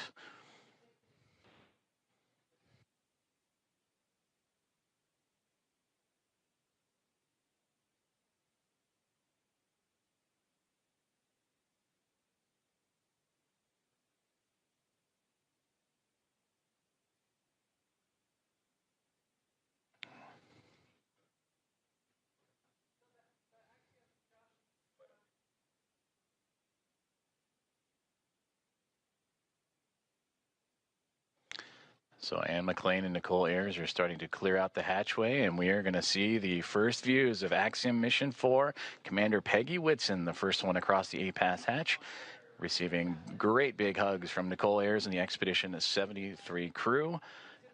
Axiom Mission 4, welcome aboard the International Space Station. Pilot Shubhanshu Shukla is the next one to come across, representing ISRO. It is his first space flight for Peggy Whitson, her return to the International Space Station on her 5th flight, second as a member of Axiom Space.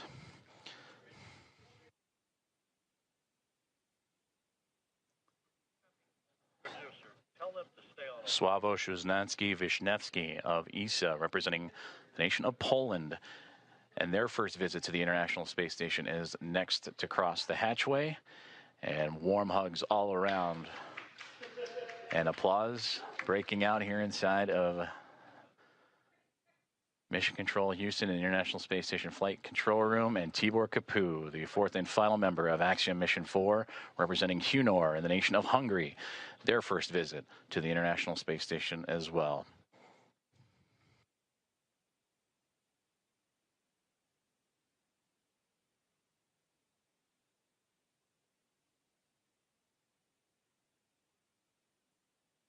Great big hugs and handshakes across all members of Expedition 73 and Axiom Mission 4's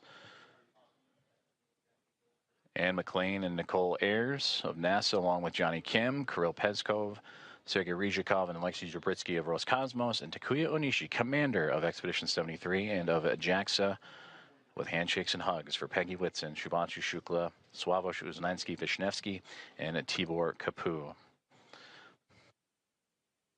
And with their arrival to the International Space Station, that now makes 288 visitors to the orbiting laboratory.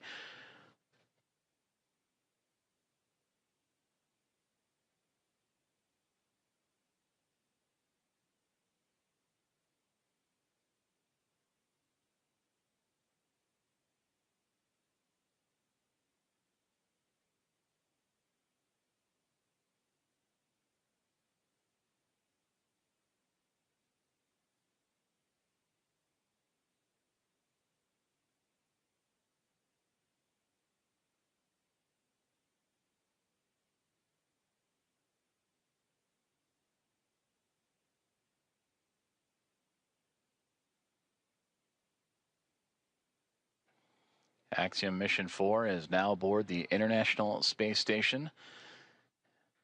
Commander Peggy Whitson, in her return to the orbiting laboratory, her 5th flight.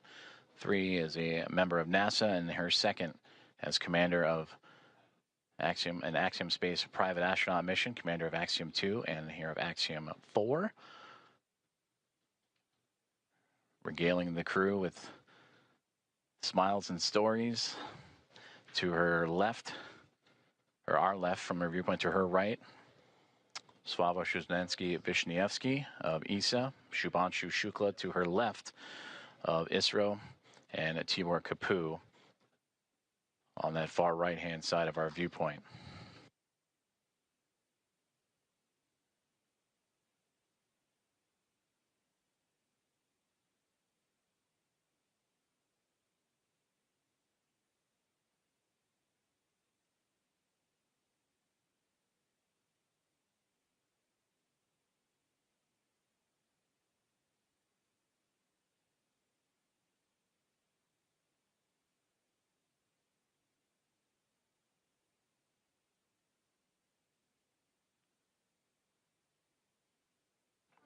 The crew is safely aboard the International Space Station. Welcome again to Axiom Mission 4.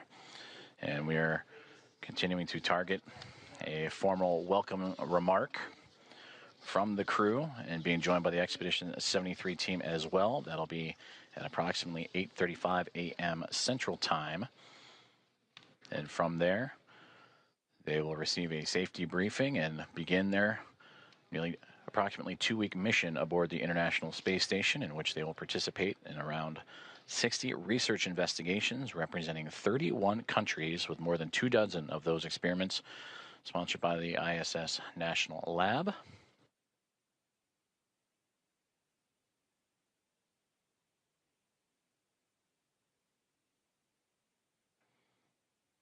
And there they all are, waving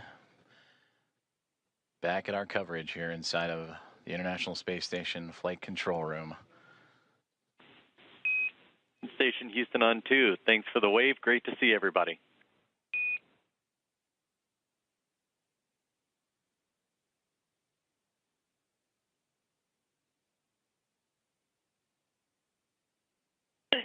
Houston Station, we're happy to be here. It's so great to be here finally. It was a long quarantine.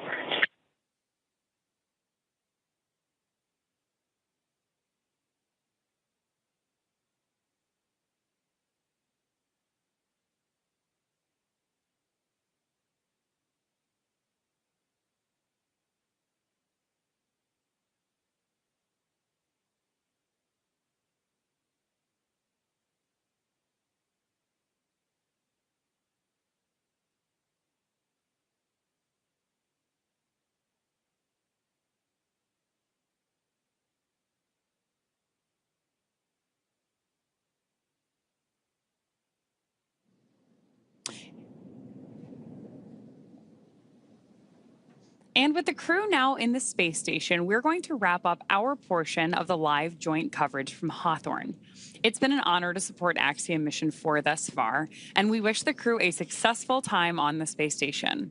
We're, of course, also looking forward to joining AX4 again when it's time to return home. Ronnie, from launch to docking, it has been an absolute pleasure sharing this desk with you. What has been years in the making for India, Poland, and Hungary is now well underway. Axiom Space and NASA's joint coverage will continue from here through to the welcome ceremony as Peggy, Shubhanshu, Sławosz, and Tibor start their 2 weeks aboard the orbiting laboratory. Over the course of our crew's time on station, we will be producing mission updates from Axiom Space's own space station development facility in Houston, Texas. So we invite you to follow the progress of AX4 on axiomspace.com and through Axiom Space's social media channels. So with that, on behalf of SpaceX, Axiom Space, and NASA, thank you all for tuning in to watch. While our stream on X is coming to a close, coverage of the welcome ceremony now continues on NASA Plus, axiom.space/live, and Axiom Space's social channels. With that, we'll turn it back over to you, Joseph. Have a great morning, everyone, and go AX4. Go AX4.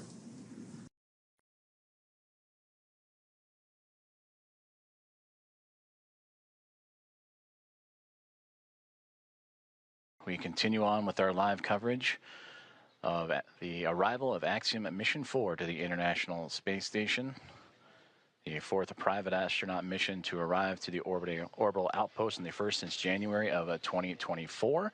We just saw the crew of 4, including Commander Peggy Whitson, Shubhanshu Shukla, pilot of ISRO, Sławosz Uznański-Wiśniewski, and Tibor Kapu of ESA and Hunort, respectively, crossed the hatchway and into the orbital outpost for the very first time.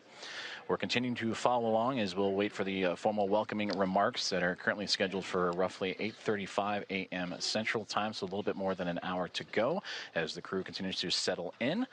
After you heard the remarks from Peggy Whitson mentioning the long quarantine, the ride up, which took a little bit more than a day's time to do so, as the teams here in the International Space Station Flight Control Room and special guests in the viewing room at the back of your screen on hand to witness this special moment.